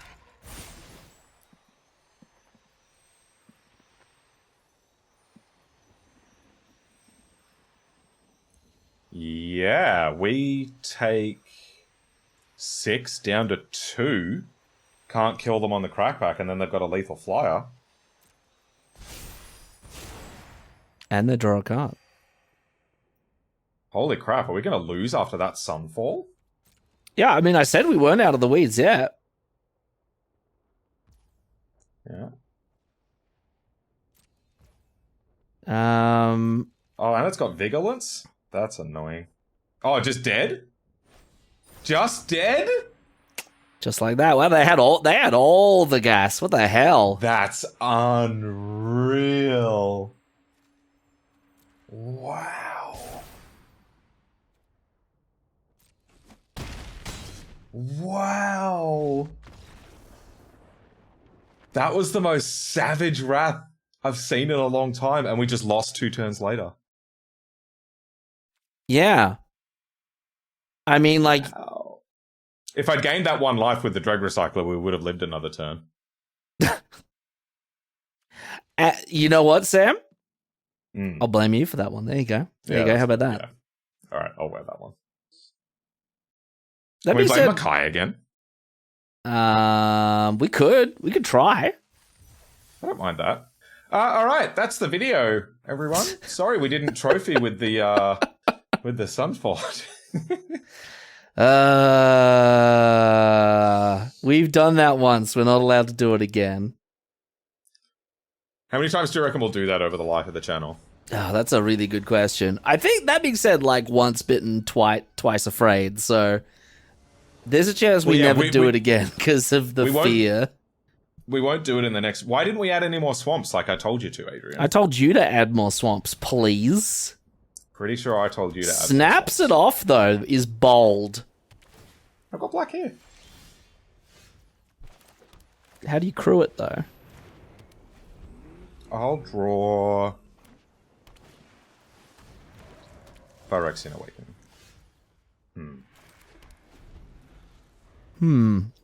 How do you play Phyrexian Awakening? Oh, no, sorry. Yeah, I'm thinking of the Sculpted Perfection. The way I play Phyrexian Awakening... Oh, God, here we go.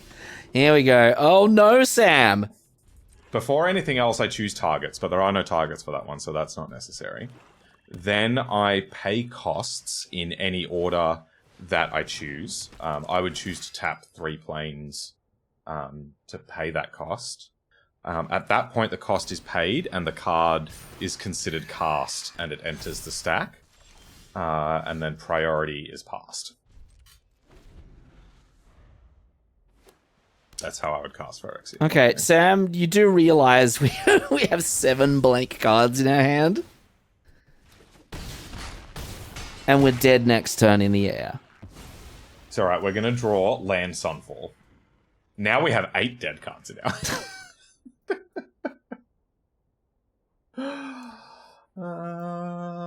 And like, I don't think you should have kept this one. Yeah. And now the video's over, Sam.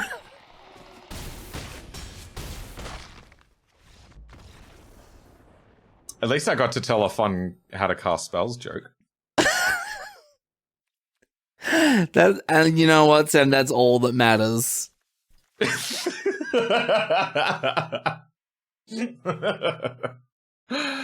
Yeah, or is that another case of what we talked about last week or whenever it was? Which is... I will not go to bat for you for that hand because that hand played 1 card. And I think the majority of our cheap creatures are also black. Yeah, that's the that's the real problem. Yeah. So we need to draw Swamp. Yeah. Regardless. That was it. Like, we needed to draw Swamp, and then the hand was great. Yeah, sure. Yeah, I don't know. I'm not. I think if you could have like 2 or 3 cards to play, and you're missing a color, that's fine. If you've only got 1 card to play and you're missing a color, I think that's a mulligan. Yeah. Especially when it doesn't even affect the board. Like if you had a creature, maybe there's an argument, but even then I don't think so. See, like if we drew the Swamp, we're going crazy, sure. That's it, right? We can play a creature and then we can crew the Racer to add the blue for this thing. So, like, if we'd drawn the Swamp there, it would have been pretty dandy. Just the odds were perhaps not on for us to do that. All right, that one probably should have been a mulligan. You just snapped it before I said anything. Why didn't you stop me? You were employed to do this. The Primary Punt Protectorate. I knew this was coming. It's never Sam's fault. It's always my fault for not stopping Sam. You were explicitly asked to fulfill this role at the start of the video. Give me a chance. Oh, God. People don't like it when we do this, Sam. Don't bring us to the shout out, right? This is where we give people want harmony among the draft bugs. I agreed with you. We should have mulliganed it. That's harmony. I agree. Say your thing. Start the shout outro. I agree that you should have stopped me from keeping that hand. This is where we give personalized shout-outs to the top 8 comments on our last video and a personalized shout-out to every new comment. While we get that ready, today's punt of the week is up on screen now. Drop us a comment. Let us know what you would have taken here. We might feature you in this segment next week. At least I didn't cast Phyrexian Gargantua while we're at 2. Sure. Okay. I quite literally mean it could have been a whole lot worse based on recent experiences. Thank you, Sam, for not literally throwing the game away. Because I've done it twice in the last week. God. Adrian, what did the fine folks have to say about Pick of the Week or Punt of the Week last week? All right. Last week on Pick of the Week, we enjoyed a very professional deck. Last week. Very professional. Professionally trained, professionally coached, and with, vaguely professional results. So let's get it started off with Ryan, who professionally gets into the comment section and says, "God damn it, guys, you know I love a funny thumbnail. Good shit." And that's all me. You can thank me for that one. Yeah. I can't even think of an angle where I take credit for that thumbnail. Yeah, Sam was like, "I gotta go to bed. You're in charge of the thumbnail 100% this week." Yeah. And I was like, all right. And that's what I came up with. And I think this has got to be one of the better ones because I don't think we've had that many people comment on the thumbnail before.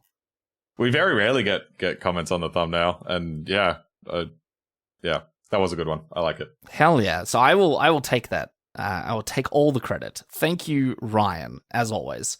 Next up, we've got... Ooh. No, stop. Before next up, I have to call you out. You? Yes. Call me? Yes. Out? You have been defaming my good name. This is completely absurd. With accusations of gaslighting. And yet you have spent this entire episode... What was my point? You have spent this entire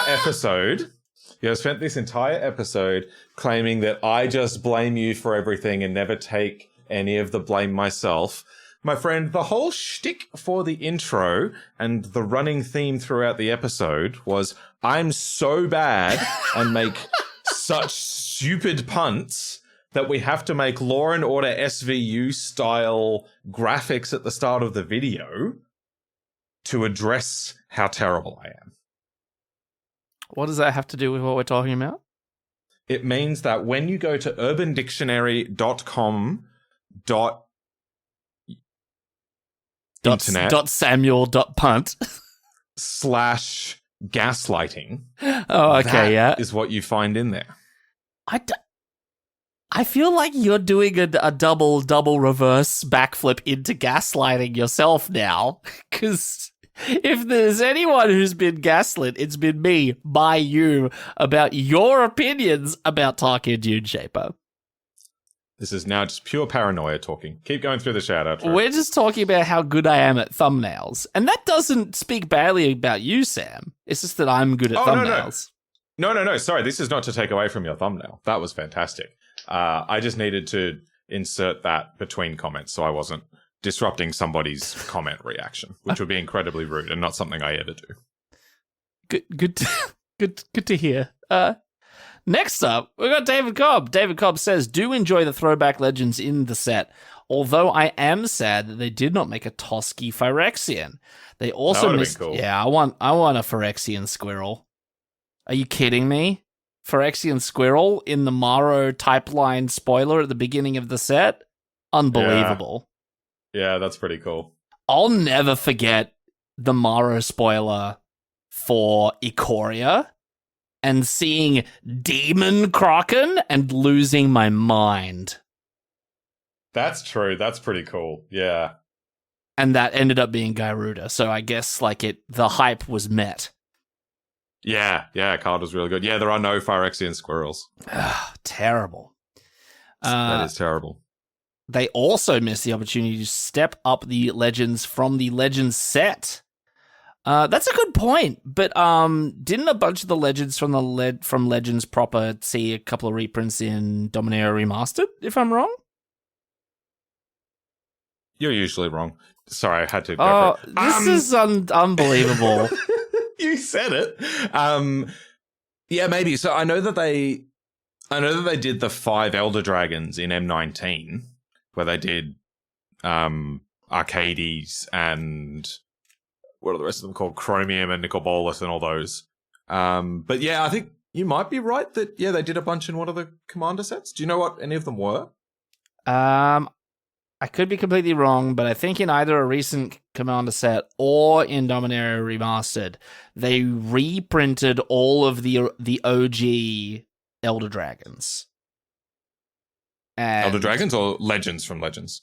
Elder Dragons and some of the Legends. Oh, really? So they redid Arcades and all those guys? Yeah. Okay. I'm frantically scryfalling as we talk right now. So that I recall them doing some of the... Now that you mention it, yeah, because I remember they had an article where they showed just the vanilla 4/5 for 6 mana with 3 different colors, and then the new version, which was actually like a modern card. Yeah, Dominaria Remastered had all the original Elder Dragons reprinted just as the original form. Oh, I gotcha. Okay, so they didn't make new versions. They didn't make new ones. They're all kind of bad these days because of all those upkeep costs. Yeah. Back in the days when creatures were bad. But yeah, they did like they did I think the Time Spiral ones, like the shardy dudes, the ones where like when they deal combat damage, you can pay a cost and they do a thing. Yeah, right. The ones from Invasion, I think. But yeah, there's a bunch of old those stuff. dragons. Yeah. Dromar and Rith. Yeah, that's it. Daragaze and nah, they're the only 3 I know. Yeah, I can't remember anymore. But yes, maybe go check out some Dominaria Master then, David. Yeah, they have done a bunch of like cool throwbacks to old Magic lately, like with going back to Phyrexia and going back to Dominaria and going back to Phyrexia and all the Phyrexians. There's been like, and plus all the random commander sets. There's just been like a lot of opportunities for fun throwbacks. Yeah, bring back Hazazon. What's the sand guy? Hazazon Tomar? Hazazon Tamar. The guy that makes the Sand Warrior creature tokens. So that that everyone can name sand when naming creature types. That's great. Makes it better for everyone. I think one of the Nephilim makes sand creature tokens. Yes, as well. Dune Brood Nephilim. Yeah. And I think those tokens are just sand. Yeah, it makes 1/1 colorless sand. That's my favorite type of animal. Amazing. Yeah.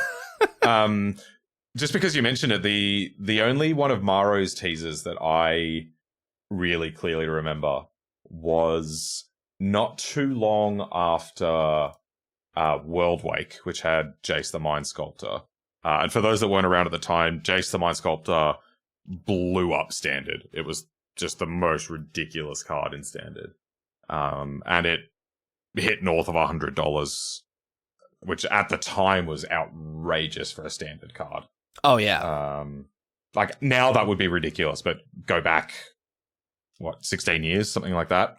Yeah, it was, people were very, very angry. You know, like, the Magic community is known for being very reasonable and level-headed and calm in its discourse. Yeah, people were going ballistic. Then in Maro's teaser for one of the upcoming sets, he said there is a Planeswalker coming with 6 loyalty abilities. Which one was that? People lost their minds. They're like, are you kidding me? We've just had the first ever Planeswalker with 4 abilities, and it broke Standard and broke our wallets, and just people were very mad about that card because it had 4 loyalty abilities. And then he's like, we're going to print one with 6. And everyone was just like, just got up in arms. And it turned out to be Flip Garrick. Oh, okay. Nice. Yep. 3 on the front side, 3 on the back. Hilarious. So, yeah, I thought that was cool. Anyway, yeah. Love it, David. Yeah, for the boomers like us that recognize all those crazy old cards. Yeah, it's nice to have all those throwbacks. Yeah. David Cobb then says, loved the daytime nighttime bird. I do understand how much of a pain it was to edit that in and how much of a good idea it probably was at the beginning of the set. Yes, you've basically captured it perfectly. As much as we loved it and like laughed at it every time, it was also like, oh, now we got to track daytime nighttime all throughout the edit and we got to find it and put it in. And I'm convinced we missed somewhere. Yeah. But that being said, it was very annoying. It was really funny. It was good. I had fun. And if I recall correctly, we had a video where we actually drafted like red green werewolves. Oh, and it was every second like upkeep. Yeah, it like yeah. flipped. And so I think we covered the entire thumbnail with the daytime, nighttime bird. Yeah, that's the one. Yeah. Oh man. So yeah, if you weren't here during Midnight Hunt, Midnight Hunt, Crimson Vow. I think the one where we went nuts was Crimson Vow. Could be wrong though. Oh, okay. Anyway, go into our back catalogue. You'll find the thumbnail. It's got a black bird all over it. Classic. Anyway, speaking of classic, David Cobb, you are classic. And we thank you very much. As we move on to Roman Panna, and Roman Panna says, got close there for the 7-2, but 2 Maximum Magic Mondays are excellent. Great deck. Yeah, we got really close. We did the old 6-0 into 6-3, but yeah, pleased with last week's deck, absolutely. Yeah, that was a banger. That was really, really cool. I thought, feel free to, I want your opinion on this. I thought the gameplay last week was like second to none. It was so intricate and interesting and complicated and close, and I thought it was just fantastic. Yeah, there were so many, and I think a lot of people will mention this, but like every turn we could have done like 50 different things. Yeah. And all of them were close to being as good as each other, so it made like the choices quite difficult. Yeah. I'm convinced that a better pilot would have been able to get that one to a trophy. I guess that's kind of what happens when you've got a deck that's just like all 1 and 2 drops, and you've got a whole bunch of cheap card advantage. Is you just end up with 6 cards in your hand and 6 mana, and you can just spend it in so many different combinations of ways. Yeah, 100%. 100% agree. And we kind of had that a little bit with this deck, maybe not as much, but yeah. Yeah, to a lesser extent, but yeah. Hell yeah, Roman. Thank you very much, as always, for commenting, and we'll see you either in the comment section or maybe at Real Human Meat Draft. Ooh, who knows?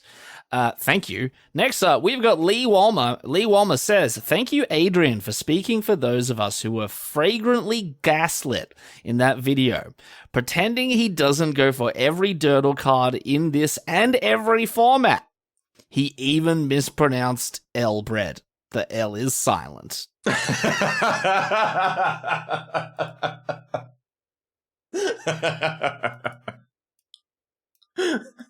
awesome. I would like to personally thank Lee for standing firmly with me as we fight against the tirade of misinformation from Sam. Lee, now that you have heard a correction of the record, Lee, I know that you are a very reasonable, intelligent, reasonable, rational, attractive commenter. Definitely, of the three of us, definitely the most attractive, bald, red-bearded one. Oh, yeah, I was going to say that L is pretty sexy. So now that you have heard me explain Adrian's gaslighting ways, I know that you will be... This is unconscionable. With me. Come this to the is light. You are making no friends by digging your hole even deeper, Sam. I'm going to continue on for your own sake. Lee then says pick of the week seems like you'll want the first Rouse reinforcement over the second Drag Recycler. And we know that Sam has an unfortunate Drag Recycler addiction. So here we go again with the defamation. It's not defamation if it's true.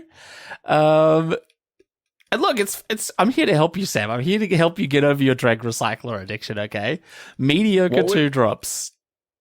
Never... What would be worse, going to Real Human Meat Court for defamation, or going to the Internet Court of Opinion, the Internet Court of Public Opinion for gaslighting, which would be a more severe experience. I think the comment section is with me on this one, so I would prefer the Internet Court of correct opinions. That's what Noted. I think. Noted. Lee Come on, friends, then... back me up here. Lee then says, I find it endlessly interesting how small changes in cards or similar cards in different formats changes everything about the use of cards. I want to like Bladed Battle Fan versus Quick Draw Dagger from SNC, Beat Stick versus Goldvein Pick in Kaldheim. This is a very good point.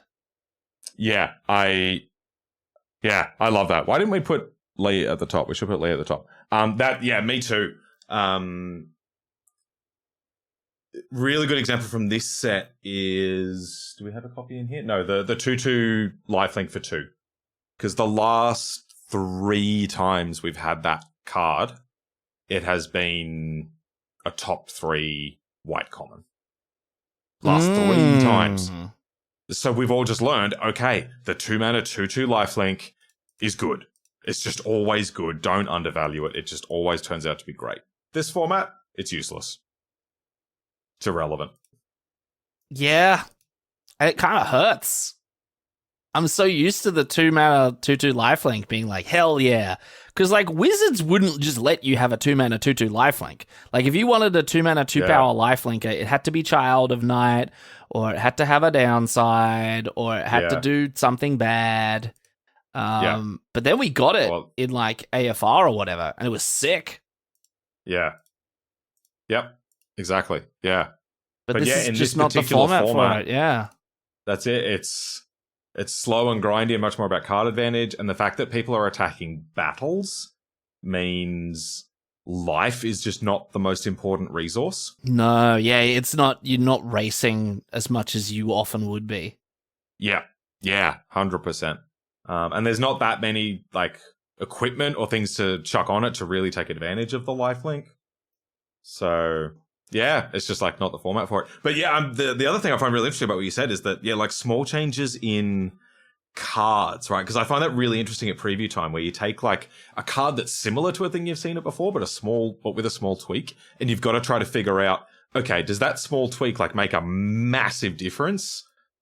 Or, you know, it's somewhere closer to nothing. And I find that really interesting how those really little things make a massive difference on cards like that. We've probably got some examples of that in here. Adrian's going to give his thoughts while I come up with some examples. Oh, cool. My thoughts are that, I don't even have many good examples off the top of my head, but I think I do agree that like context is almost everything, especially in draft. Yeah. Like there are some cards, and usually cards that are bombs, that are just always good all the time. Like, you could probably take, take Sunfall into any set, and it's probably still pretty good, but maybe not even, maybe some of the more aggressive sets, like Bro and Phyrexia Orbi 1, maybe not as good as it is in this set, but then again, there are some things like Hullbreaker Horror, where, like, you just drop it in any set, and it's always fantastic. I think one of the really interesting ones from this set actually is the Traumatic Revelation, right? Because they've tried the 2-mana discard with like a consolation prize. Oh, yeah, the 2-mana Thoughtseize, yeah. Yeah, exactly. And it's never been good. It's just always bad. But they kind of nailed it in this set, right? Like the consolation prize of in the late game when they're empty-handed, you get a creature. Yeah. That's like exactly what that sort of effect needed. But yeah, we all looked at this card and we're like, okay, like we've seen this sort of thing before, like 3 or 4 times, and it's never worked out. But yeah, it turns out this particular tweak was what made it good. Or we've had the 2-mana 3/3 crew 1 vehicle before. What happens if you make it a mana dork? Turns out, yeah, perfectly playable. Yeah. Yeah, and I was down on the motorbike at the start, but yeah, it's good. Right? Yeah, I mean, it's at least like, you know, playable. It's like a 55% sort of card, whereas the whatever it was from Kaldheim, the 2-mana 3/3 crew 1 was just terrible. It was like one of the worst cards in the set. Oh, yeah. Yeah. No, I remember.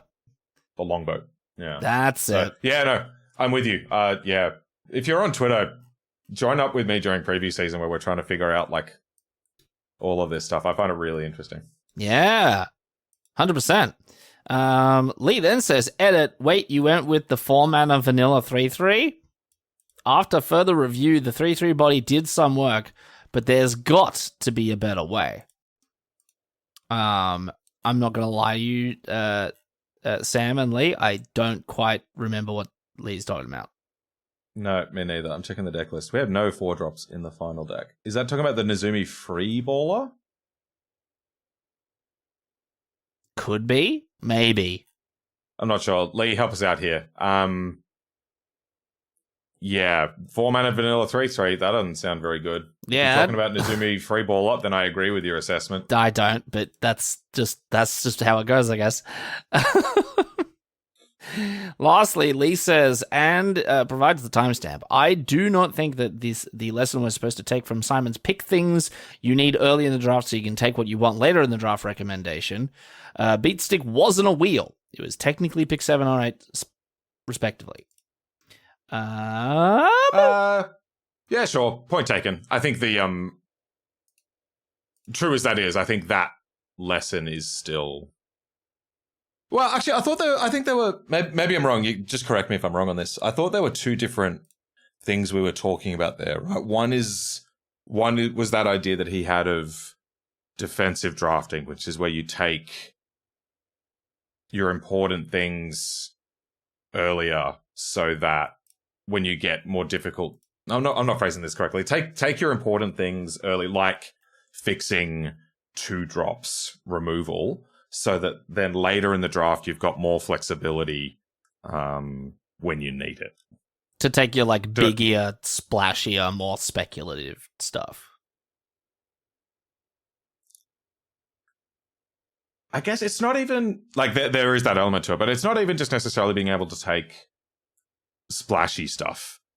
But it's like if you've put off taking fixing, and then late in a pack you get your Skittering Surveyor versus Sculpted Perfection. Oh, yeah. You know, it's like that sort of situation. Whereas like earlier you could have taken a dual land over Knight Errant of Eos. Oh, yeah.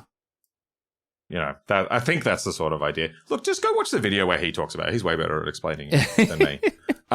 So there's that idea, but then what we were talking about at the end of the draft was part of what makes the red-black deck in particular so good was that so many of the cards wheel reliably, right? Like no one takes scrap chompers. This is true. And I think that is still true. Although, Lee, yes, you are right that we didn't actually wheel the beat sticks. We just got them very late. But honestly, if you're going to get them pick 8, you'll probably get them pick 9. Oh, yeah. That's the logic I like. Hell yeah. Yeah.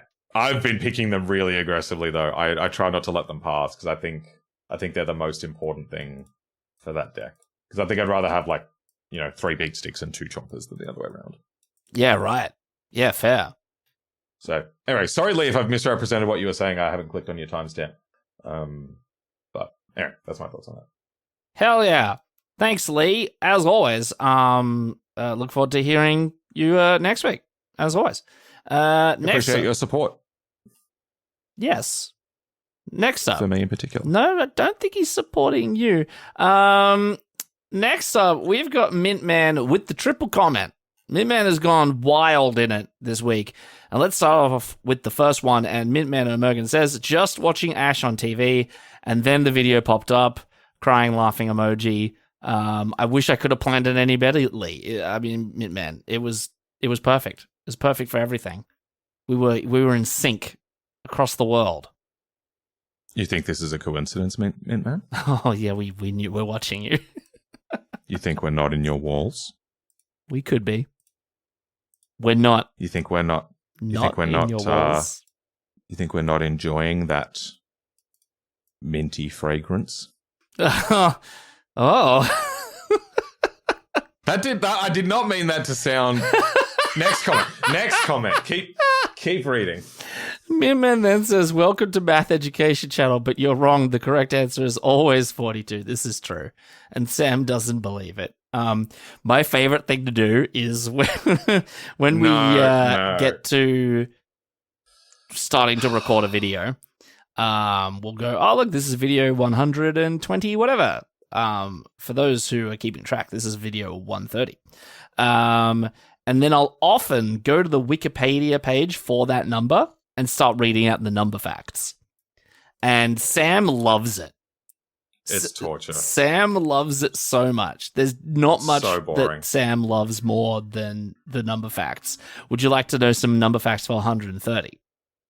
Because, what's really interesting about maths is not the beautiful, intricate interconnectedness of everything, how it all clicks together and just works in such unexpectedly beautiful ways. No, it's a list of random factoids about arbitrary integers. Yeah. So 130 is a sphenic number.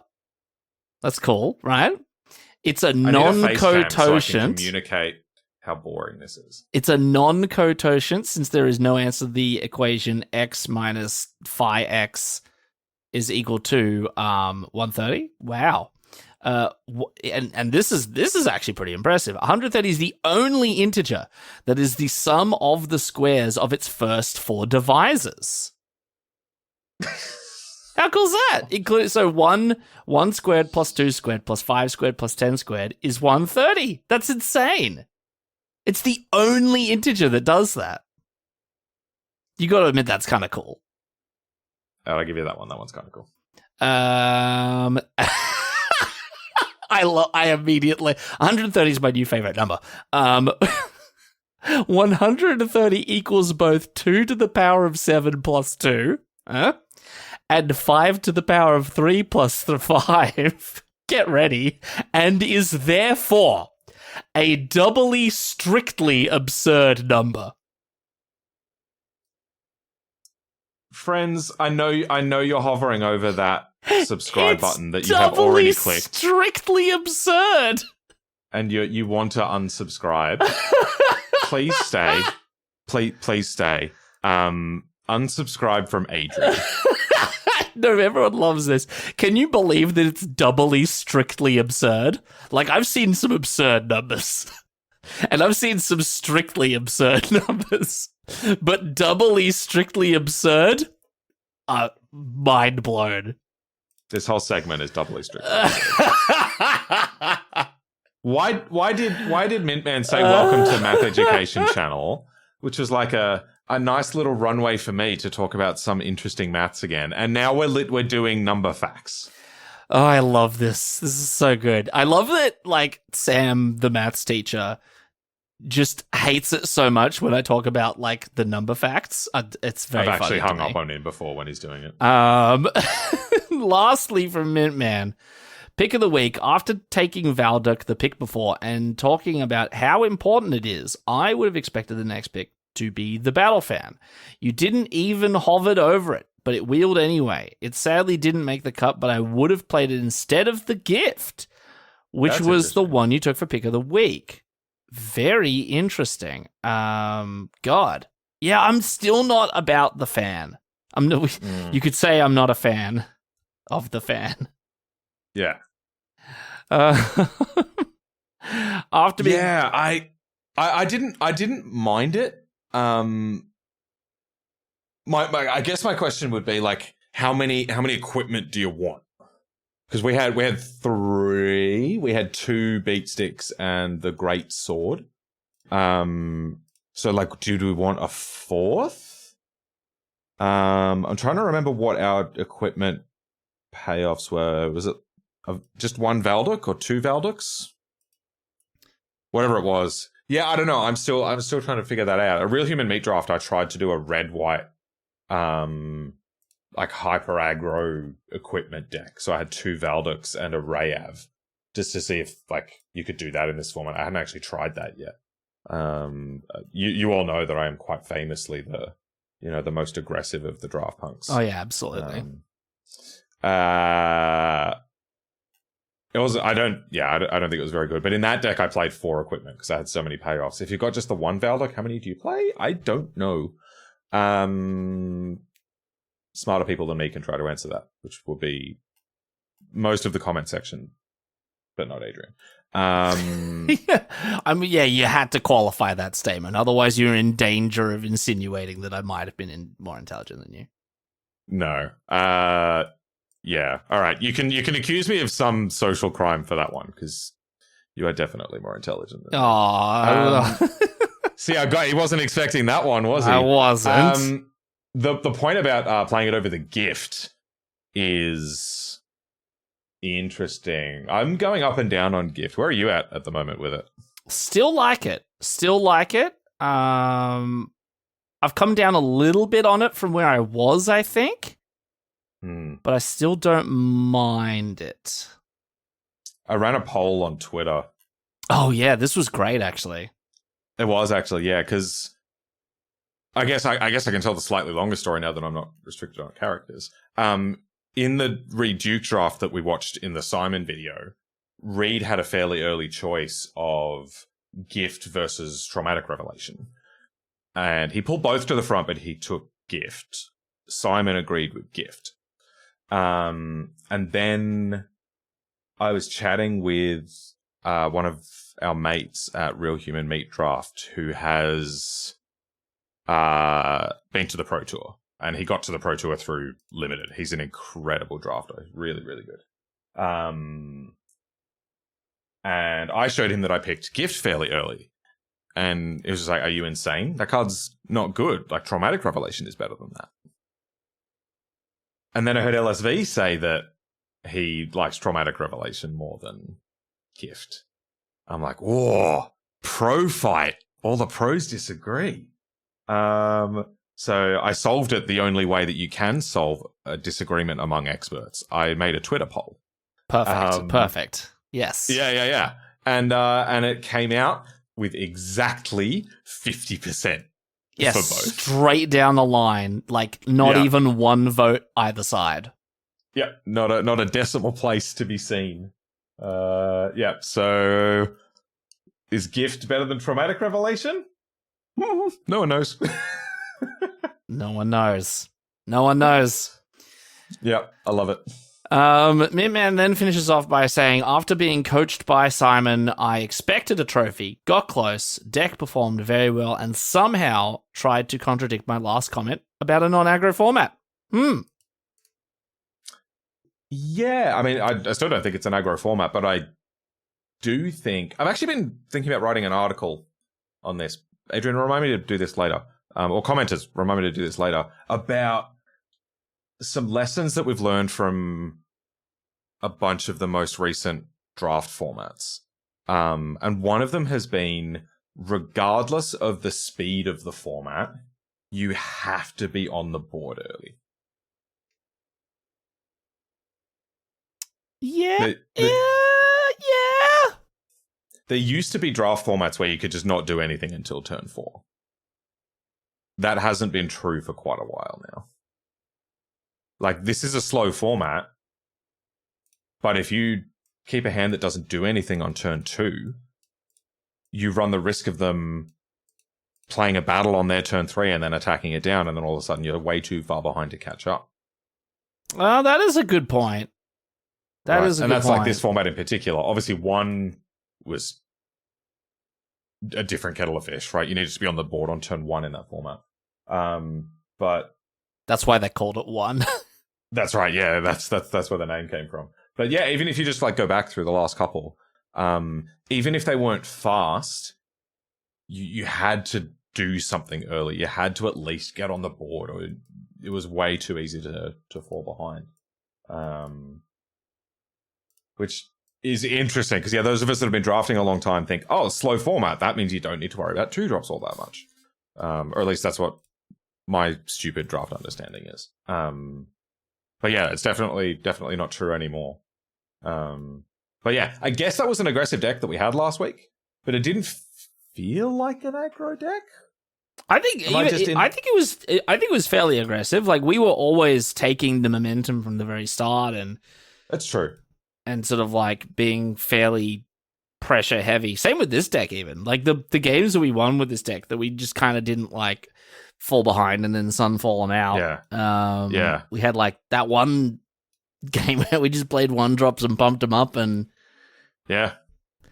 But man, it's true. I think and maybe speaks to the quality of the format. Still interesting. Yeah. 6 drafts in, we're still learning. It's evolving. There's things going on.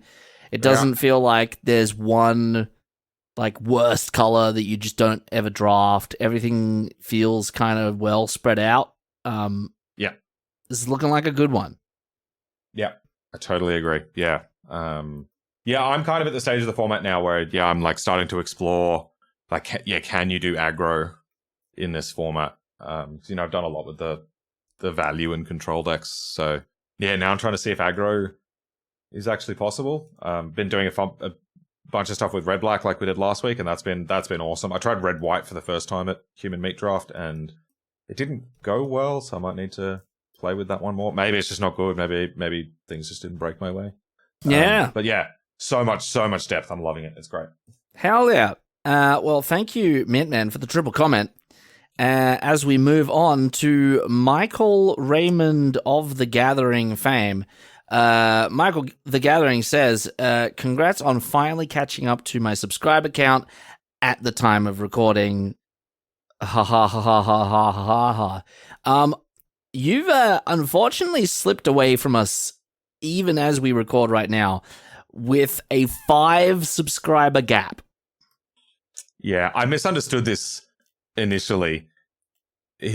What he was saying here was that in the video we said that his subscriber count was at 679 or something, and then by the time the video went live, we'd hit 679. Oh, right, yeah. But we're so close. We're in sniffing distance. And we can catch that minty whiff. Yes. We know who you've been hanging out with. Yeah. Please, people. Okay, here's the deal. We're really close to 700. If you can get us to 700 before Michael, what are we going to do, Adrian? I was gonna put it the other way around. I was gonna be like, we've got another video in the pipe, in the barrel, locked and loaded. Well, not really locked and loaded. It's like it's loaded, but it's not locked. Okay. We got a video in the magazine, that is going to knock your socks off, such that you will have no choice but to subscribe.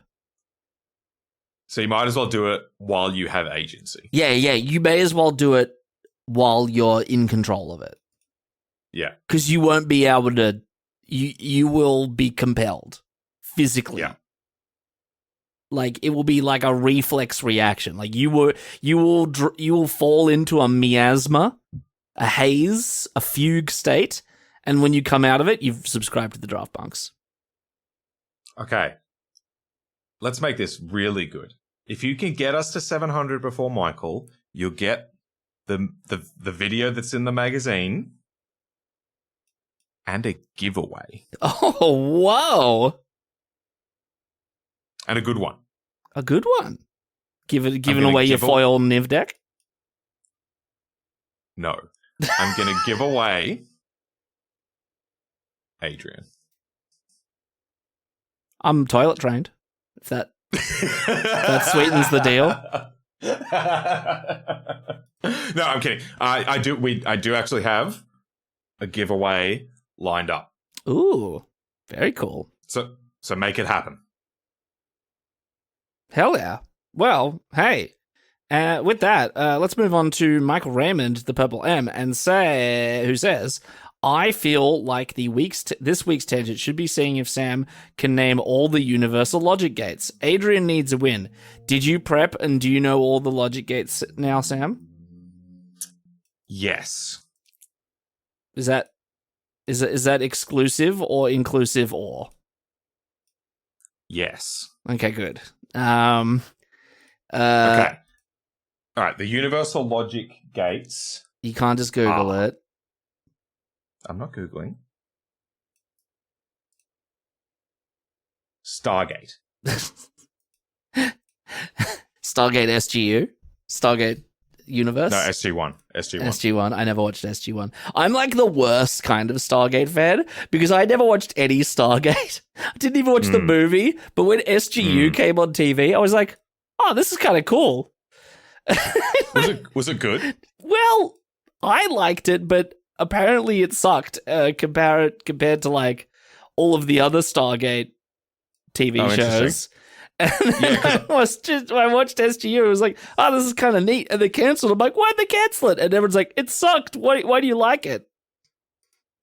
That's funny. Because I tried watching it recently. It was probably from all the hype around SGU. But unlike you, I can't just like dive into SGU. I have to like start at the very start and then work my way up to it. Oh, so watching the movie, watching Stargate SG-1, watching Stargate Atlantis, which is like, what, 8 series long? It's insane. Yeah. So I watched the movie, and it was fine at best. And then I started watching SG-1. It was really bad. Oh, really? It was so bad. I got like, I don't know, half a season in or something, maybe 8 episodes. I tried really hard. I'm sorry, Stargate fans. Nah. Damn. Okay. My favorite aspect of all of the stuff that I watched was, like in terms of tone and I guess tone, it was like slightly more serious than like maybe Doctor Who in terms of its intensity. Yeah, it's like trying to do a Star Trek. Yeah, Star Trek's probably a good comparison, actually. Except for one scene, I think it was either in the movie or early in SG-1, that was just full frontal nudity. Oh, cool. Not even like, you know, fancy cameras to hide thing. Just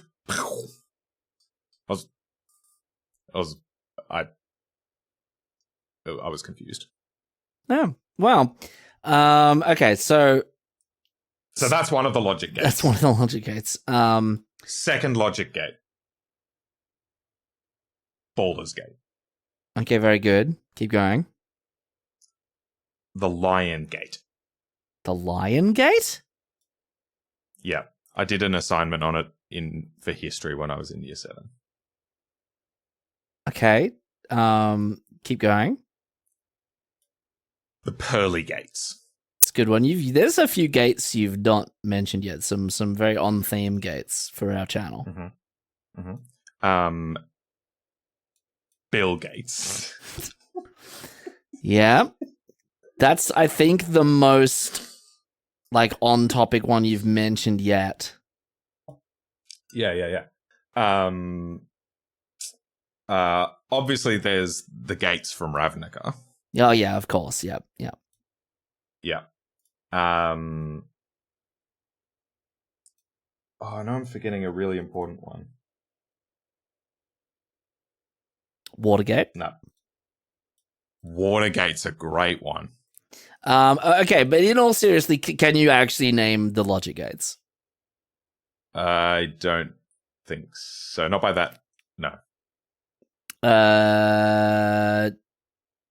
Do you know of a not gate? I mean, the door to my house. Oh my god. Have you heard of an or gate? Yeah, so are these... Yeah, I think I know them, but by different names. Oh, really? How do you know them by?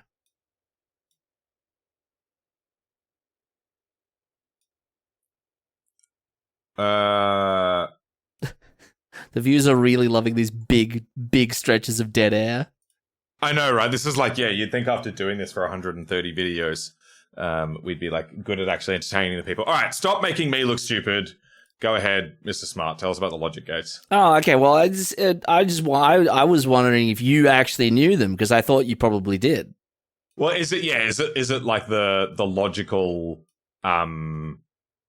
qualifiers? Yeah, it's like So not and or XOR. Okay. Yeah. Did you know those?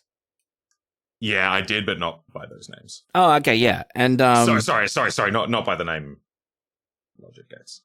right. Yeah, it's the Boolean operations for the ones that have 2 inputs. Everything else is sort of like, there's your NOT gate, it just inverts things. Did you know, here's a fun fact, you'll love this. The only gate that matters is the NAND gate.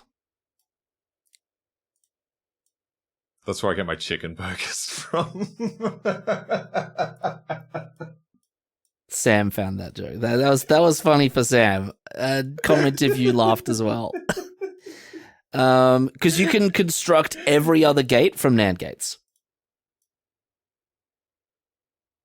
In a stack? Yeah, like you can sequence them in a way that you can make every other gate from just NAND gates, and NAND gates are the only gate that have that property. So they're like the axioms of the logic gates. Yeah, you can start from a NAND gate, which is just an AND gate that's like the inverse, and construct every other gate from it. It's pretty cool. Including Baldur's Gate? Including Baldur's Gate. We're moving on. Thank you, Michael. I feel like you kind of got the response you expected from Sam on that one. I should have treated that more seriously. That is very cool and very interesting. Thank you. Next up, we got Sartor, and Sartor leaves us a big one, as usual. And I have a feeling we're going to take turns on this one, Sam. What do you think? Go for it. Hell yeah. Pack 1, pick 3. I don't want to be red-green because it's not good. Pack 1, pick 5. Maybe I should take the red-green dual land over the awesome black battle removal. Yeah. You take red-green duels so that you can splash one of the red or the green. Pick of the week. Wow, that's a great pack. I would probably take Reinforcements. It's so good. We're likely to be offered another recycler later if we want one. Gift of Completion is also quite a good option. I can't fault you for taking it. Agreed. Tricky. You shouldn't play an extra land just so you can sack it to draw a card, Sam. I love this one. Why? Game 1. It does help if you read the cards. I feel like Sam's already done enough groveling on his knees to you guys for that one. Game 2, timestamp at 28:30. Lannery makes treasure when she attacks. So you could flip your pranks, Paying Life, Yeet, and Tarkia their 0-5 post-combat, and with how it played out, you would have been able to kill the thing even with their flash blocker. That's pretty cool. It is cool. I think we realized that post-combat, because, like looking ahead a few steps is too big brain for us. Yeah, it is. Timestamp. I think you move the beat stick to the Spellstalker and swing, holding up Volcanic Spite. Either they take 6 damage and you get a treasure, or they block and you get to kill 3 of their creatures. Which ones depend on whether they double or triple block, except then I think they kill you, never mind. Very cool game. Tons of interesting decisions. Oh, yeah, 100%. Game 6, 125 on the dot. I watched several times and saw no somersault. Sad. 133.25 could have held the extra 1/1 back to convoke our Greatsword and hold up Volcanic Spite. I found that... sorry, I don't want to take too long on this. I found that sort of decision really interesting with that deck, where you wanted to be aggressive, but we also had 1 or 2 convoke cards. So do you push damage, or do you play, like, quote-unquote mana efficient and hold them back so that you can play out your things? I don't know. Someone tell me. Game 7, timestamp. You can play Mountain, Warcraft something small, and then play Reinforcements and swing for 7? I think I remember this. Because this is when we had, like, Warcrafting and Rouse Reinforcements in hand, and we had, like, the boat, and they had Vorinclex or whatever. Yeah, tricky. I think we did something like that, or we crewed and we attacked, and I can't remember. Anyway, I don't think we won that game anyway. This was a neat one to watch. Lots of complex decision points. 100%. Yeah, that was some of the most brain-melting limited I've played in a while. It was really complicated. So it's cool to hear your takes on some of those lines. villain is the correct word for the purple M. Yes. Both of them. You could have said nonsense there. He did, Adrian. He did. Yeah, no. Yeah, he did. He did. And I think if when Sam speaks, if you hedge your bets on nonsense, you usually end up pretty well. Don't take financial advice from Adrian. Taking too long. Pirate Yargle is the best magic idea I've heard in ages. Oh yeah, I'm all about it. All I want to see is Yargle on Ixalan in the next Ixalan set, and he's called Yargle. That's all I want. Yes, hell yes. Mayonnaise, and this is the last part of the comment. Mayonnaise can be an instrument if you use it correctly. Especially if you buy a Mayonnaise Regis 7. Oh, fancy sounding. Mm. So, thank you, Sarator. Very interesting comments on some of the players in the game, and also, yeah, smack bang on it with how complicated it was to play that last video. So, yeah, thanks. Agreed. Next up, and the final commenter, we got the Mackay Purple M Cleland in the comment section. And Mackay says, pretty neat red-black deck. I do like a lot of Adrian's lines. Thank you, Mackay. It's about time someone recognized my genius. I probably would have taken the steal effect in the draft when you had the chance, because I think the nutsack deck is much more powerful and fun. It's been a while since a good nutsack deck. Has been a while since a nutsack. I'm willing to take your word on that, except for the fact that you're the villain in this story. I haven't done the steal and sack thing all that much, so I'm not sure how powerful it is. My only issue with that is that, like, steal and sack is fun, but it is like really it's just like turning your steal card into a removal spell, and then plus whatever value you get out from sacrificing. So, like, if we're sacrificing it to Dreg Recycler, then that means we've, like, assembled a combo that lets us have 3 mana destroy target creature. Which is fine. But if you're combining it with Final Flourish, now we're talking. That's powerful. Yeah. And I guess, like, the last time the Steal and Sack deck was really super powerful was AFR, when your sack outlet did tap and it became a bigger threat. Yeah. Yeah, that's a great point. Yeah. Yeah. But like I said, I haven't done it that much, so yeah, if you say it is very powerful, I'm inclined to believe you. So yeah, maybe we needed to be picking the Steely guy a little bit higher. Yeah. Mackay then finishes off with, by the way, how many drafts are both of you into this format? What's the coolest thing you've done to someone and someone's done to you? We're 6 videos in. I thought you'd be keeping track. Well, I've done a few more, and this is maybe the Adrian litmus test of a format is how much I draft outside of Real Human Meat Draft and our video every week. I've been drafting kind of often, at least once or 2 times in Arena each week, outside of what we do. And I think in terms of just like all the way throughout all the games I played, the sickest thing I've seen anyone do to date has definitely been us flipping Omnath off of Omnath and casting New Phyrexia X6 on like turn 4. I have yet to see that quite topped, but some things have come very close. Yeah, I think that's still the most insane thing I've seen. Coolest thing I've done aside from that would be so I'm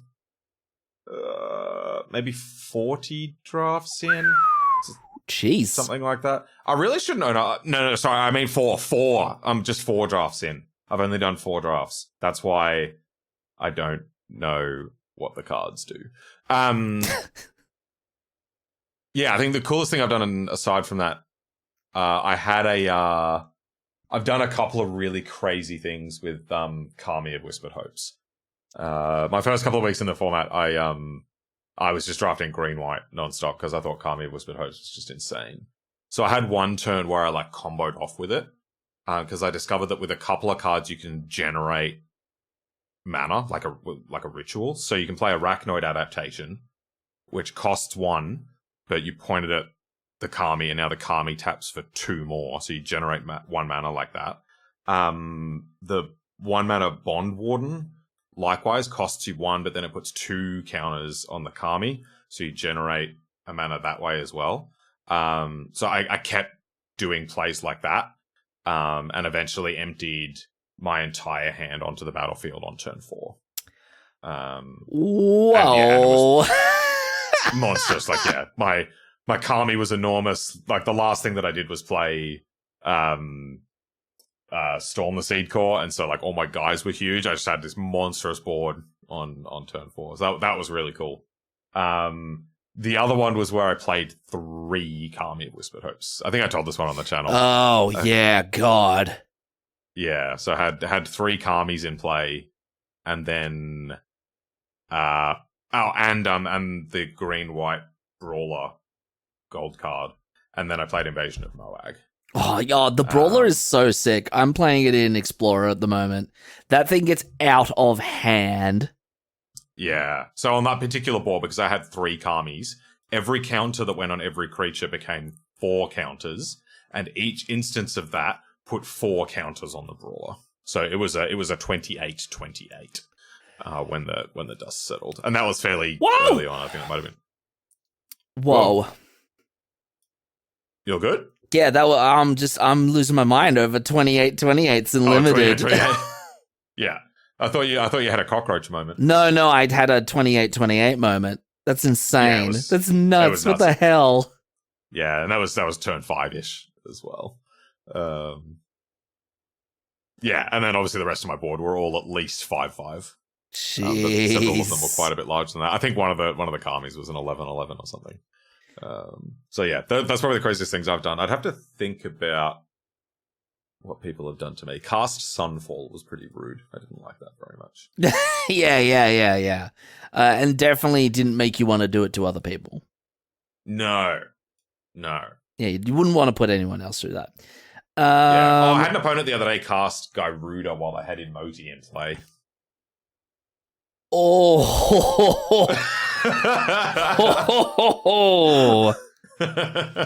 Yeah, I think some of the crazier things I've had happen to me have definitely been at the hands of Emoti. Like Chrome Host Seed Sharking, like having Chrome Host Seed Shark and Emoti on the board at the same time. Tell that story. That was insane. It was disgusting. Basically, do you remember what the actual play was? Yeah, it was something, and it was arcane. Sorry, it was artistic denial at instant speed during combat or something, or in response to one of my combat tricks, which cascaded into a removal spell. It was Deadly Derision. Yeah, which was Deadly Derision. So, as they convoked out their artistic refusal, they countered my thing. They drew 2 cards and discarded 1. They made 10 power worth of stuff and gave themselves the crucial extra mana to wake up the 6 to block. It was nonsense. That's insane. Yeah, it was completely just like, I was like, I'm probably not going to survive this, am I? And I didn't. So if you see a local Chrome Host Seed Shark and it's not on your side of the battlefield, I suggest you run very far away. Yeah, the shark plus the convoke spells is so filthy. It really is. Yeah, to put Emoti into the mix as well. Oh god. Yeah, artistic refusal into Deadly Derision into extra treasure to flip the 6/6 you just got. Crazy. I flipped Invasion of Alara yesterday for the first time. That feels like Christmas. Oh, Invasion of Alara is bonkers. Every time I read that card, I'm like, wait, what? Yeah. What does it do?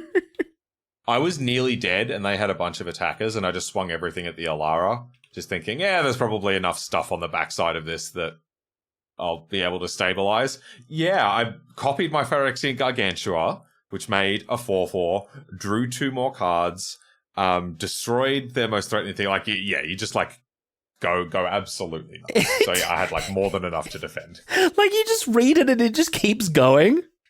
Yeah. And you're like, yeah. oh, well, I get to draw 2 cards. That's pretty good. Oh, wait, I put an artifact from my hand onto the battlefield. Oh, wait, I make a token that's a copy of a permanent. I put counters everywhere. Oh, I destroy. It's nuts. Yeah. I found that, because like, it's really difficult to flip, right? But the way that I was doing it was just sandbag the battle for as long as you can, and then wait for them to like go down to just 1 blocker, play it, hope to hit something that can remove the blocker off it, and then flip it immediately, and you'll probably just win on the spot. Yeah, card's nuts. It's very silly. Yeah. Look, I know you've done crazy things. I too. So please reply. Tell us your exploits, and everyone. This format has so many crazy things. So yeah, please comment. What is the nuttiest thing that you have done in this format? I want to hear. Oh yeah, I've seen some of the deck lists Makai has posted, and they all look comprehensively insane. Agreed, yeah. I would say doubly strictly absurd. So thank you, Makai, and thank you everyone. It's another video. It's another shout outro. If you haven't watched it yet, and you really should have, and the numbers support the proposition that everyone who is subscribed has also watched the video. But check out the pro video with Sam and Simon if you haven't seen it. Agreed. Yeah, really proud of that one, and it's popping off. People are loving it. So hell yeah, do the thing.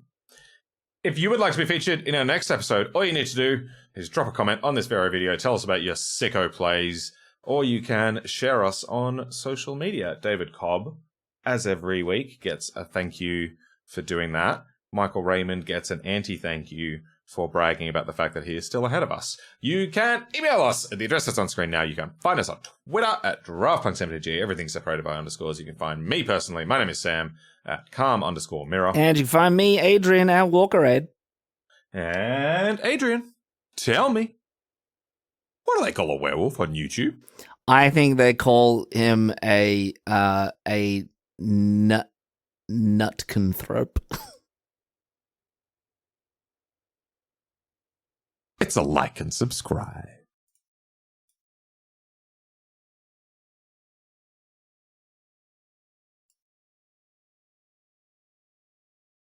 I was expecting you to go with it's a doubly strictly absurd wolf. Yeah. Should have. Missed opportunity. Missed opportunity indeed.